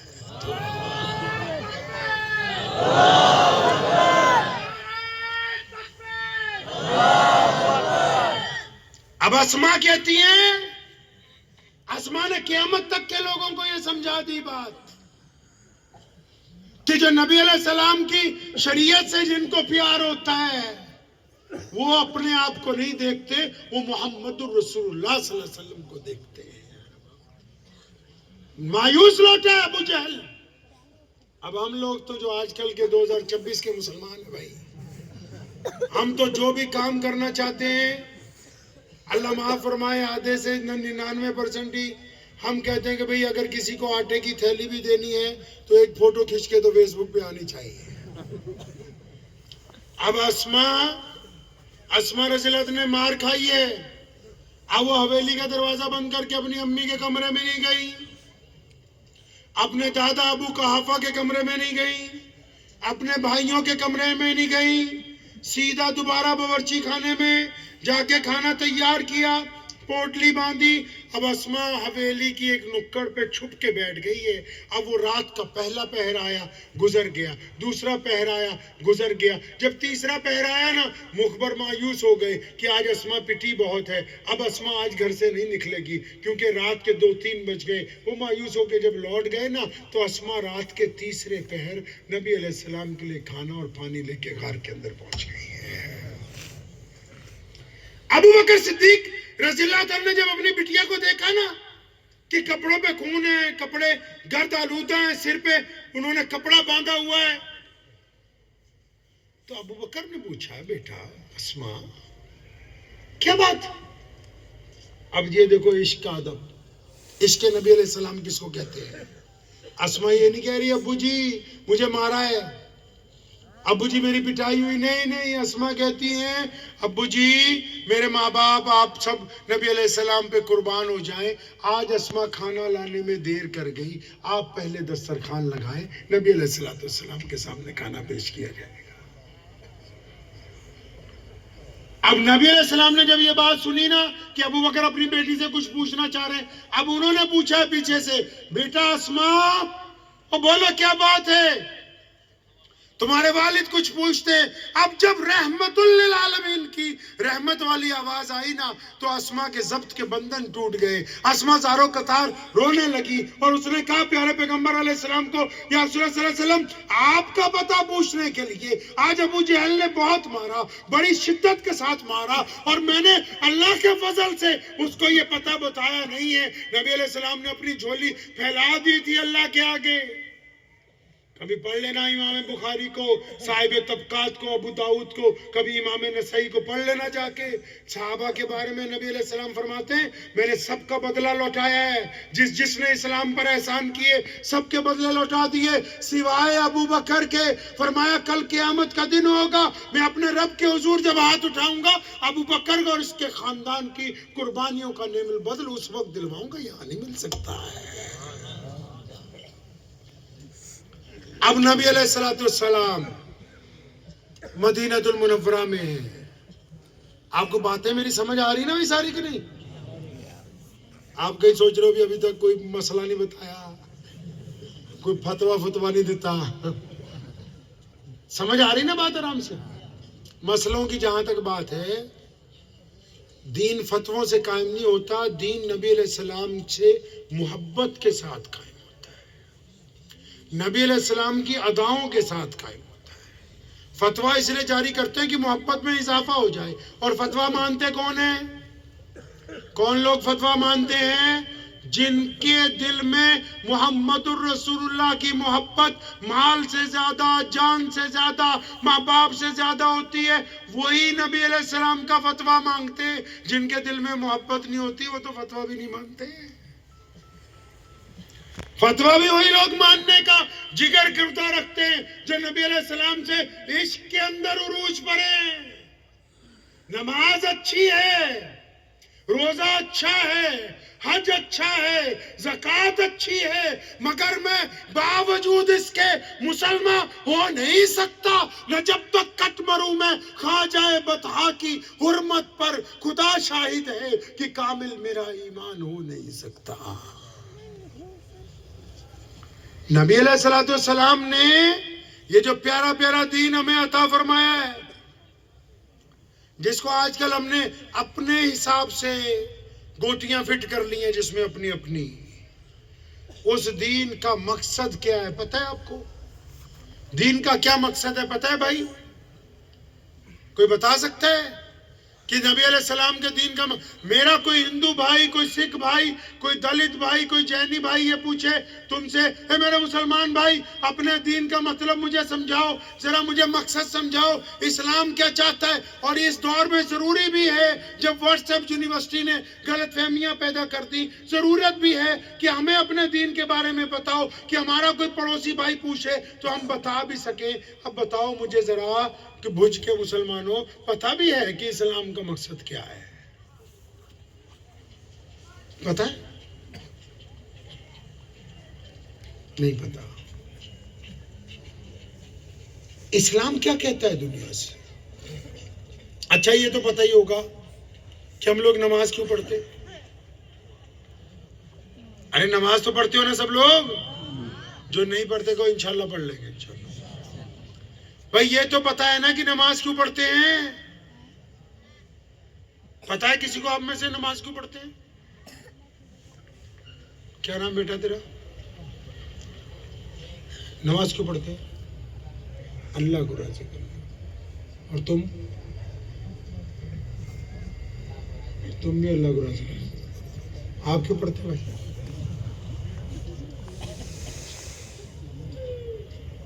گھبراؤ نہیں ہے، باقی سب بھی تیرے جیسے ہی ہیں۔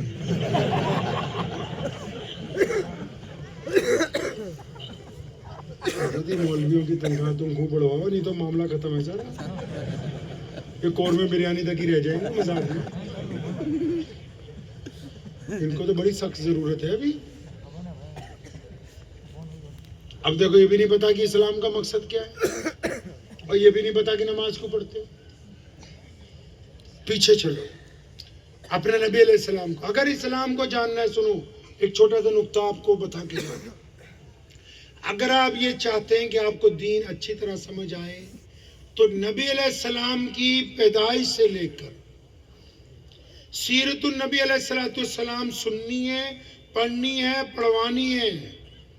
اب جب سیرت النبی علیہ السلام جب چلے گی تو اس میں نبی علیہ السلام پر پہلی وحی کے واقعات بھی نظر آئیں گے، قرآن بھی نظر آئے گا، سنتیں بھی نظر آئیں گی، گھر بھی نظر آئے گا، کاروبار بھی نظر آئے گا، تفسیر بھی نظر آئے گی، حدیث بھی نظر آئے گی، عشق بھی نظر آئے گا، چلنا بھی نظر آئے گا، ہجرت بھی نظر آئے گی، کھیتی بھی نظر آئے گی، کھلیان بھی نظر آئیں گے، بدر بھی نظر آئے گی، احد کا میدان بھی نظر آئے گا، عمرے بھی نظر آئیں گے، حجۃ الوداع بھی نظر آئے گا، امی کی محبت بھی نظر آئے گی، باپ کی حقیقت بھی نظر آئے گی، بھائیوں کا معاملہ بھی نظر آئے گا، چچا سے محبت بھی نظر آئے گی، یاری دوستی کے قصے بھی سنو گے۔ اگر سیرت نہیں پڑھو گے تو بس پھر پجامہ اوپر ہے تو جنت میں جاؤ گے، نیچے ہے تو جہنم میں جانے والے ہو۔ کیونکہ کل دین نبی علیہ السلام کی محبت میں ہے، اور محبت وہ نہیں جو صرف زبان سے ادا ہو جائے، محبت جو کردار میں نظر آنی چاہیے، کردار میں محبت نظر آنی چاہیے۔ محبت تو آج بھی ادا ہوتی ہے جب کسی غیر کی بیٹی یا اپنی بیٹی یا کسی اور مذہب کی بیٹی سڑک سے گزرتی ہے اور ایک ایمان والا اس لیے آنکھیں نیچی کرتا ہے کہ میرے نبی نے کہا کہ غیر کی بٹیا کی طرف نہیں دیکھنا ہے، تو محبت تو آج بھی ادا ہوتی ہے محمد رسول اللہ کے ساتھ۔ جب کاروبار میں بندہ ٹھگی مارنے کا موقع ہو اور ٹھگی نہ مارے اس لیے کہ میرے نبی علیہ السلام نے کہا کہ کاروبار میں بے ایمانی نہیں کرنی، محبت تو اب بھی ادا ہوتی ہے۔ محبت تو اب بھی ادا ہوتی ہے کہ باپ کے مرنے کے بعد بہن کو اس کا حق دے دیا جائے۔ کون کہتا ہے محبت اب ادا نہیں ہوتی؟ محبت تو اب بھی ادا ہوتی ہے کہ پڑوسی جس مرضی مذہب کا ہو، اگر پڑوسی دکھ میں ہے تو ہم اس کے کندھے سے کندھا ملا کے کھڑے ہو جائیں، اگر پڑوسی پریشانی میں ہے ہم اس کی پریشانی کو کم کریں، اگر پڑوسی کو کوئی دکھ ہے تو ہم اس کا جا کے دکھ بانٹ دیں۔ محبت تو آج بھی ادا ہوتی کہ میرے نبی نے کہا کہ پڑوسی کوئی بھی ہو چاہے غیر مسلم کیوں نہ ہو، پڑوسی کے ساتھ جو بے ایمانی کرے گا وہ مسلمان نہیں کہلائے گا۔ محبت تو اب بھی ادا ہوتی ہے۔ تو 1450 سال پیچھے چلتے ہیں، مکہ ہے۔ نبی علیہ السلام کو نبوت کب دی گئی پتہ ہے؟ پیارے نبی علیہ السلام جو نبی بنائے کب بنائے پتہ ہے؟ مکے میں نہیں بنائے گئے نبی. اللہ نے جب کائنات بنانی تھی تو پہلے نبی علیہ السلام کو نبی بنانے کا فیصلہ کیا گیا اور پھر کائنات بنائی گئی, پھر ساری روحوں کو ایک جگہ اکٹھا کیا گیا اور پھر تمام روحوں سے محمد رسول اللہ کے خاتم النبیین ہونے کا حلف دلوایا گیا. آدم کہتے ہیں کہ جب میں جنت میں تھا تو پتوں پر لکھا ہوا تھا لا الہ الا اللہ محمد رسول اللہ صلی اللہ علیہ وسلم. لقمان حکیم نے بیٹے کو کہا تھا کہ کبھی کوئی دعا نہ قبول ہوتی ہو نا تو محمد کا نام لے کے صلی اللہ علیہ وسلم میرے رب سے مانگنا, جو چاہو گے وہ مل جائے گا. اب مکہ ہے, نبی علیہ السلام کو اللہ نے حکم دے دیا کہ اب ان لوگوں کو بتاؤ کہ آپ ہی ہیں وہ جن کے لیے ہم نے کائنات کو بنایا ہے, وہ آپ کی ذات ہے. اب نبی علیہ السلام نے جب بتایا نا, سب سے پہلے دیکھو سب سے پہلے کون مسلمان ہوا؟ ہم سب کی ماں امی خدیجۃ الکبریٰ رضی اللہ تعالی عنہ. پردھانوں بن جو بندے تسی. اور پھر سیدنا ابو بکر صدیق رضی اللہ تعالیٰ عنہ. غلاموں میں سیدنا سمیہ عمار بن یاسر اور سیدنا بلال, اور بچوں میں نوخیز جو نوجوان ہونے والے بچے تھے, ان میں سب سے پہلے جس نے یہ کہا ہے کہ یا رسول اللہ صلی اللہ علیہ وسلم چاہے کچھ ہو جائے, آندھی آئے, طوفان آئے, دشمن ایک طرف ہو جائے, سب آپ کے مخالف ہو جائیں, اگر کسی نے کھڑے ہو کے لبیک یا رسول اللہ کا نعرہ لگایا تو اور کوئی نہیں, ہم سب کے مالک مولا علی کرم اللہ وجہ کی ذات گرامی ہے. مولا علی نے کہا تھا یا رسول اللہ میں ساتھ ہوں, اور ایسے نہیں کہا, چھوٹے تھے نا تو اپنے پنجوں کے بل ایڑیاں اوپر اٹھائیں اور دونوں ہاتھ ہوا میں اٹھا کے آواز ماری. جب سب رشتہ دار بیٹھ گئے, چپ ہو گئے, جب نبی علیہ السلام نے رشتہ داروں کو کہا کہ میرا ساتھ دو, اب یہ سارے رشتہ دار جب چپ ہو گئے, مولا علی رضی اللہ عنہ سب سے پیچھے تھے, پنجوں کے بل اٹھ کے کھڑے ہوئے, فرمایا یا رسول اللہ میں آپ کے ساتھ ہوں, یہ آئے یا نہ آئے میں آپ کے ساتھ رہوں گا. اب یہ جو 3 4 5 لوگ پہلے مسلمان ہوئے, انہوں نے بڑی قیمتی بات نبی علیہ السلام کو پوچھی کہ یا رسول اللہ صلی اللہ علیہ وسلم ہم نے آپ کے کہنے پہ اللہ کو ایک مانا, ہم نے آپ کی نبوت کی گواہی دے دی ہے, اب کرنا کیا ہے؟ سن لو اس بات کو کان کھول کے, اور اسے بتانا ہے ساری دنیا کو. صحابہ نے پوچھا یا رسول اللہ کیا کرنا ہے اب؟ پیارے پیغمبر علیہ السلام نے 2 لفظوں میں دین سمجھایا.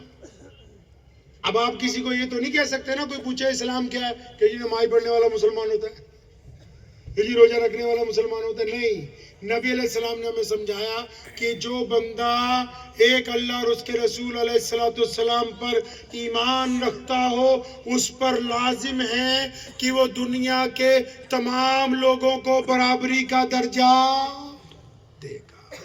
دیکھو کتنا خوبصورت پیغام ہے اسلام کا, 2 لفظی پیغام کہ اگر کوئی بندہ کلمہ پڑھے گا تو اس پہ کیا لازم ہے, وہ کسی کو غریب کو اپنے سے نیچے نہ سمجھے, کالے کو اپنے سے نیچے نہ سمجھے, کسی ان پڑھ کو اپنے سے. فرمایا اب میں آ گیا ہوں نا, محمد رسول اللہ نے فرمایا اب میں آ گیا ہوں, اب تمام انسان ایک برابر ہیں, کسی کو کسی کے اوپر کوئی فوقیت حاصل نہیں. اب یہ والی جو بات ہے نا, میں ذرا دیسی زبان میں آپ کو سمجھاتا ہوں, یہ والی بات معراج کی رات میں اللہ تعالیٰ سے ڈسکس کی گئی کہ اللہ مجھے تو ایسے بندے چاہیے جو لوگوں سے محبت کریں. اسلام کا مطلب سلامتی, سلامتی کا مطلب دوسرے کو سکون پہنچانا, دوسرے کو سکون کا مطلب میں مسلمان ہوں, وہ میرا ہندو بھائی ہے, وہ سکھ بھائی ہے, وہ جینی بھائی ہے, وہ دلت ہے, وہ اپنے مذہب کے رنگ میں, میں اپنے مذہب کے رنگ میں دوسرے مذہب والوں کو اپنے سے گھٹیا نہ سمجھوں, اپنے سے کمتر نہ سمجھوں. اسلام یہ کہتا ہے کہ دوسرے بندے کو تسلیم کرنا کہ وہ بھی اللہ کی مخلوق ہے, اللہ نے ان کو حقوق دیے ہیں, صرف اپنے ہی اپنوں کی بات کرنا اسلام کا نام نہیں ہے. محمد رسول اللہ نے سب کے لیے برابری کا حکم جاری فرمایا. کہ آپ کسی کے اوپر، اور یہاں تک فرمایا کہ کسی ماں نے کوئی بچہ ایسا پیدا نہیں کیا جو آپ کہہ دیں کہ اس کی برادری نیچی ہے یا یہ گھٹیا. نہیں، اللہ نے سارے انسان عزت والے بنائے، سارے انسان عزت والے. سیدنا سلمان فارسی رضی اللہ تعالیٰ عنہ کے متعلق ایک جگہ لکھا ہے کہ انہوں نے بلال رضی اللہ عنہ کو مذاق میں 100% مذاق میں ایک دن کہا، اوے کالیمہ کے بیٹے کیا حال ہے؟ اب بلال کے دل پہ لگ گئی.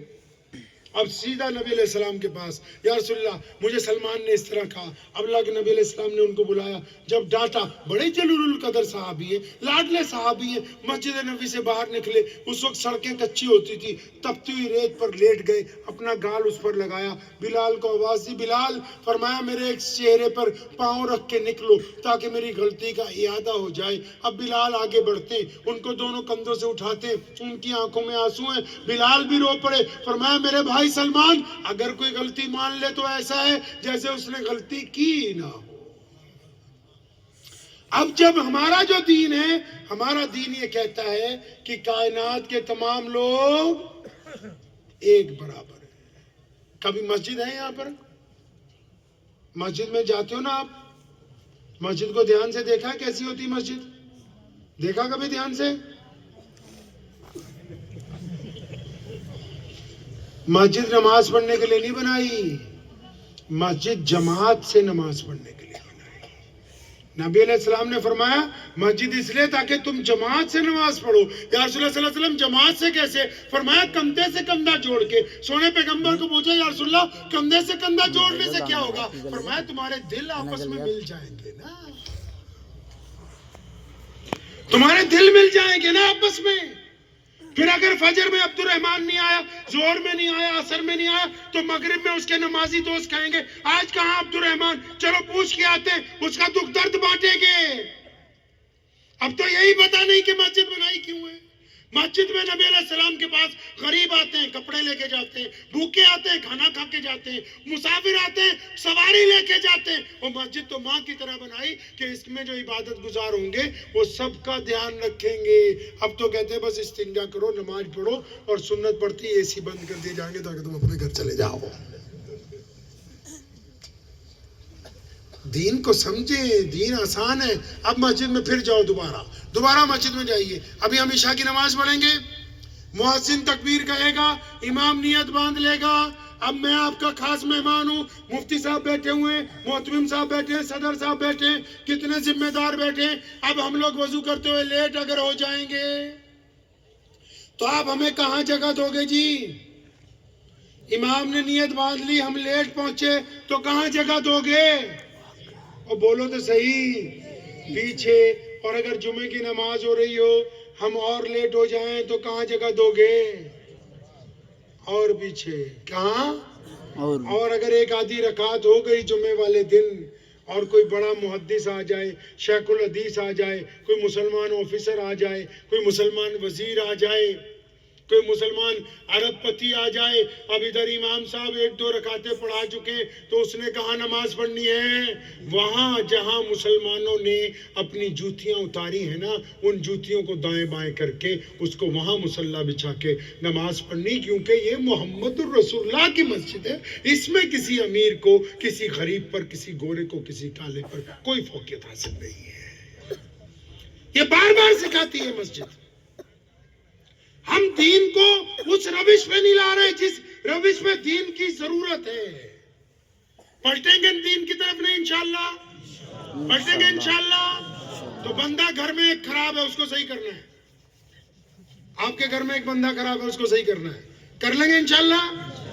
میں ایک جگہ جلسے میں گیا تو ایسے ہی سب لوگ بیٹھے ہوئے تھے، تو میں نے پوچھا گھر میں ایک بندہ خراب ہے، اس کو صحیح کرنا ہے. تو آگے ایسا کوئی لڑکا بیٹھا ہوا تھا. میں کہا پنجابی جیسی ہوتے پنجابی سے گل کر دینا. اور میں کہا توں دس تہاڈے گھر کون خراب ہے؟ کہندا جی میرا باپو پیو بہت خراب ہے.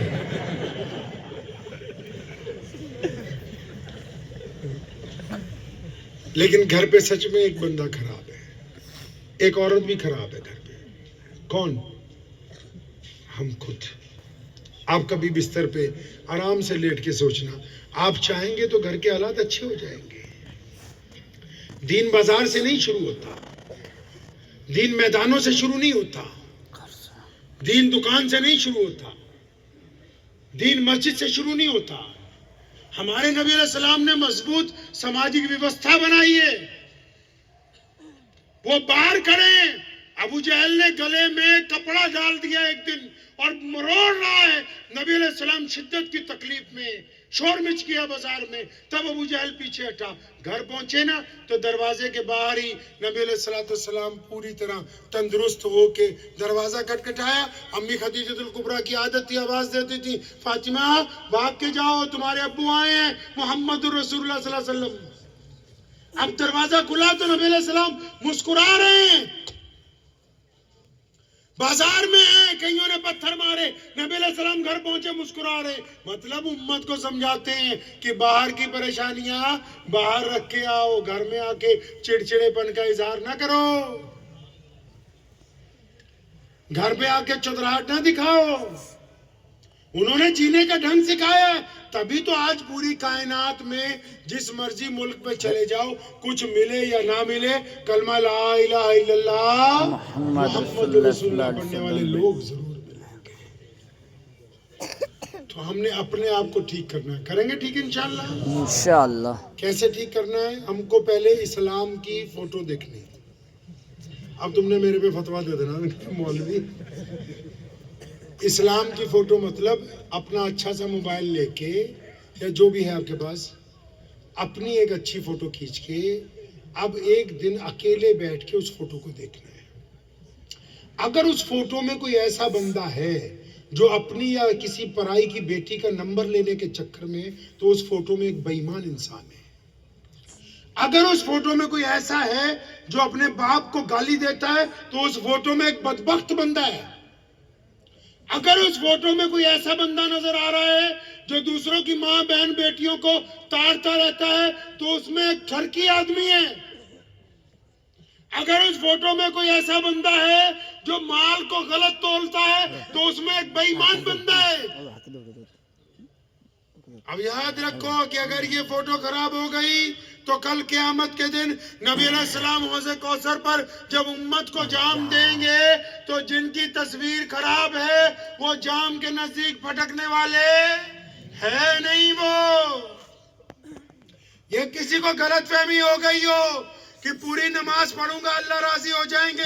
جب بندہ مرتا ہے نا, قبر میں جاتا ہے نا, قبر میں فرشتے آتے ہیں, وہ پوچھتے ہیں, کبھی پوچھنا مولویوں سے, وہ پوچھتے ہیں تیرا دین کیا ہے, یہ کہتا ہے اسلام. وہ پوچھتے ہیں تیرا رب کون ہے, یہ کہتا ہے اللہ ہے. اب جب اللہ کا نام لے دیا بات ختم ہو جانی چاہیے نہیں؟ اور بھائی جس کی ساری چیزیں جو مالک ہے, جب مالکوں کا نام آ گیا کمپنی کے, کام ختم ہو جانا ہے نہیں. فرشتے اللہ کو کہتے ہیں یا اللہ دین بھی تیرا ہے, عبادت بھی تیری ہے. اللہ فرماتے ہیں نہیں, واپس جاؤ, نبی علیہ السلام کا چہرہ انور دکھاؤ, پوچھو کہ ان کے بارے میں کیا خیال ہے. اگر میرے محبوب کو پہچانتا ہے تو آنے دو, اگر ان کو نہیں پہچانتا تو اندر لینے کی کوئی ضرورت نہیں ہے.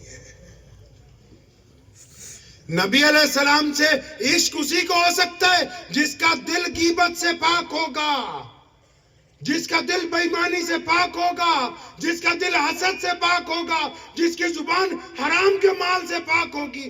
اگر آپ یہ سوچتے ہیں کہ سارے غلط کام بھی کرتے رہیں اور عاشق بھی بن جائیں, تو یہ دو چیزیں ممکن ہونے والی نہیں. تو سچے عاشق بنیں گے انشاءاللہ, سچے بنیں گے انشاءاللہ. ایک آخری سوال اور کرنا ہے آپ سے, 15 منٹ رہ گئے, پھر میری ٹرین بھی ہے, لیکن ایک سوال بہت ضروری ہے. آپ کے پاس دل ہے؟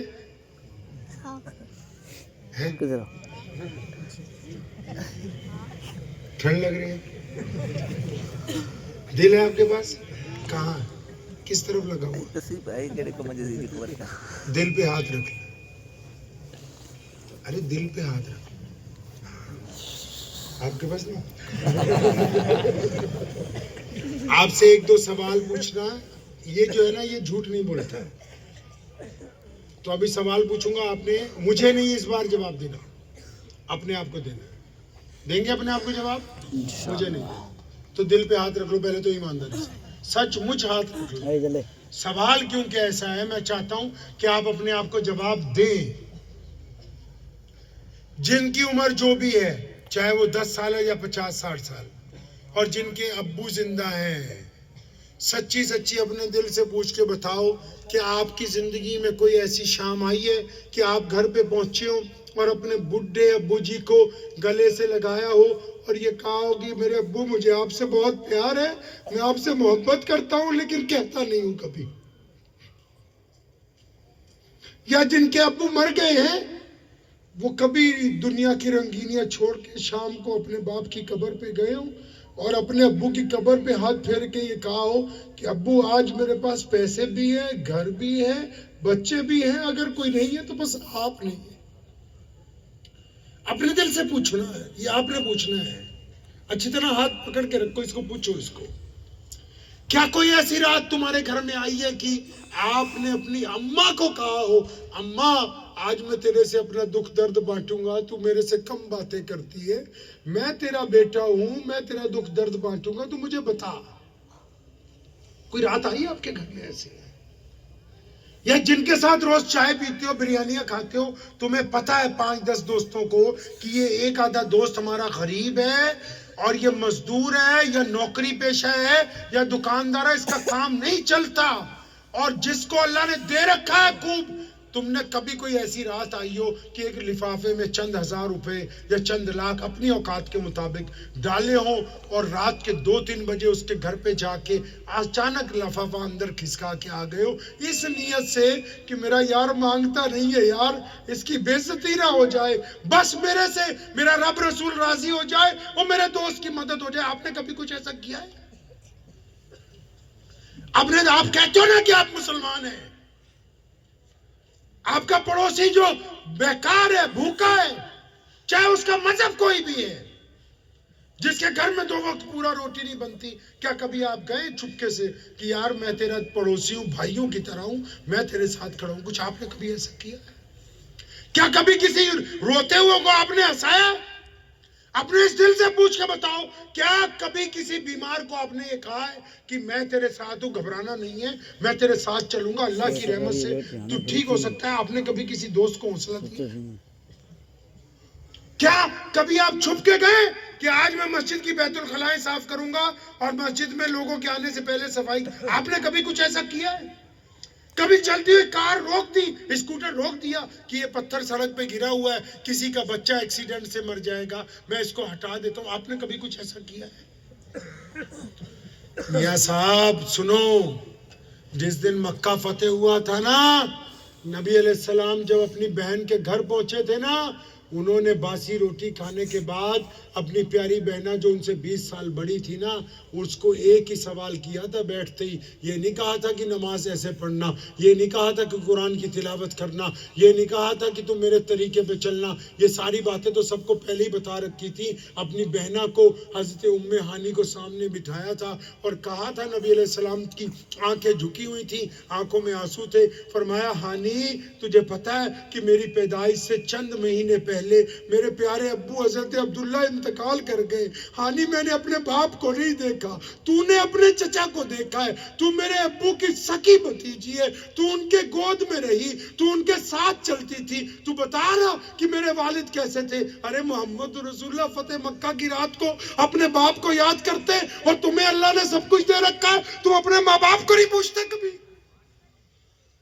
جاؤ جا کے امام بخاری سے پوچھو، انہوں نے 2 ٹوک کہا تھا مسجد نبوی میں کھڑے ہو کے کہ اگر میں نیت بھی باندھ لوں اور میری ماں سیدہ آمنہ زندہ ہوتی اور وہ حجرے سے کہتی محمد ذرا آؤ مجھے کوئی کام ہے، فرمایا بلال نوٹ کر لے بات، میں پہلے امی کے پاس جاتا، اس کی بات سنتا، اس کا کام کرتا، پھر آ کے نماز مکمل کرا دیتا. لوگوں کو تانے دینے سے نہیں کچھ ہونے والا ہے، تبدیلی ایسے نہیں آنے والی ہے، خود بدلنا ہے. بدلیں گے انشاءاللہ. زبان کو غیبت سے روکنا ہے، تانے سے روکنا ہے. میرے نبی کی سنت ہے، کہو صلی اللہ علیہ وسلم، نہ کبھی کسی کو تانا مارا، نہ کسی کے بارے میں غلط سوچا. سب سے بڑی سنت ہی نبی علیہ السلام کی یہ ہے کہ 24 گھنٹے پوزیٹیو رہتے تھے، 24 گھنٹے اچھا سوچتے تھے، اچھا مشورہ دیتے تھے. اب اگر ہم کو ان سے عشق ہے تو ہم نے اچھا سوچنا ہے، اچھا بولنا ہے، اچھا کرنا ہے. اگر کسی کی تعریف نہیں کر سکتے تو اس کی برائی بھی نہیں کرنی ہے. کریں گے انشاءاللہ. دعا کیجئے اللہ عمل کی توفیق عطا فرمائے. الحمدللہ رب العالمین الرحمن الرحیم مالک یوم الدین ایاک نعبد و ایاک نستعین اہدنا الصراط المستقیم صراط الذین انعمت علیہم غیر المغضوب علیہم ولا الضالین. اللہم صلی علی محمد وعلی آل محمد کما صلی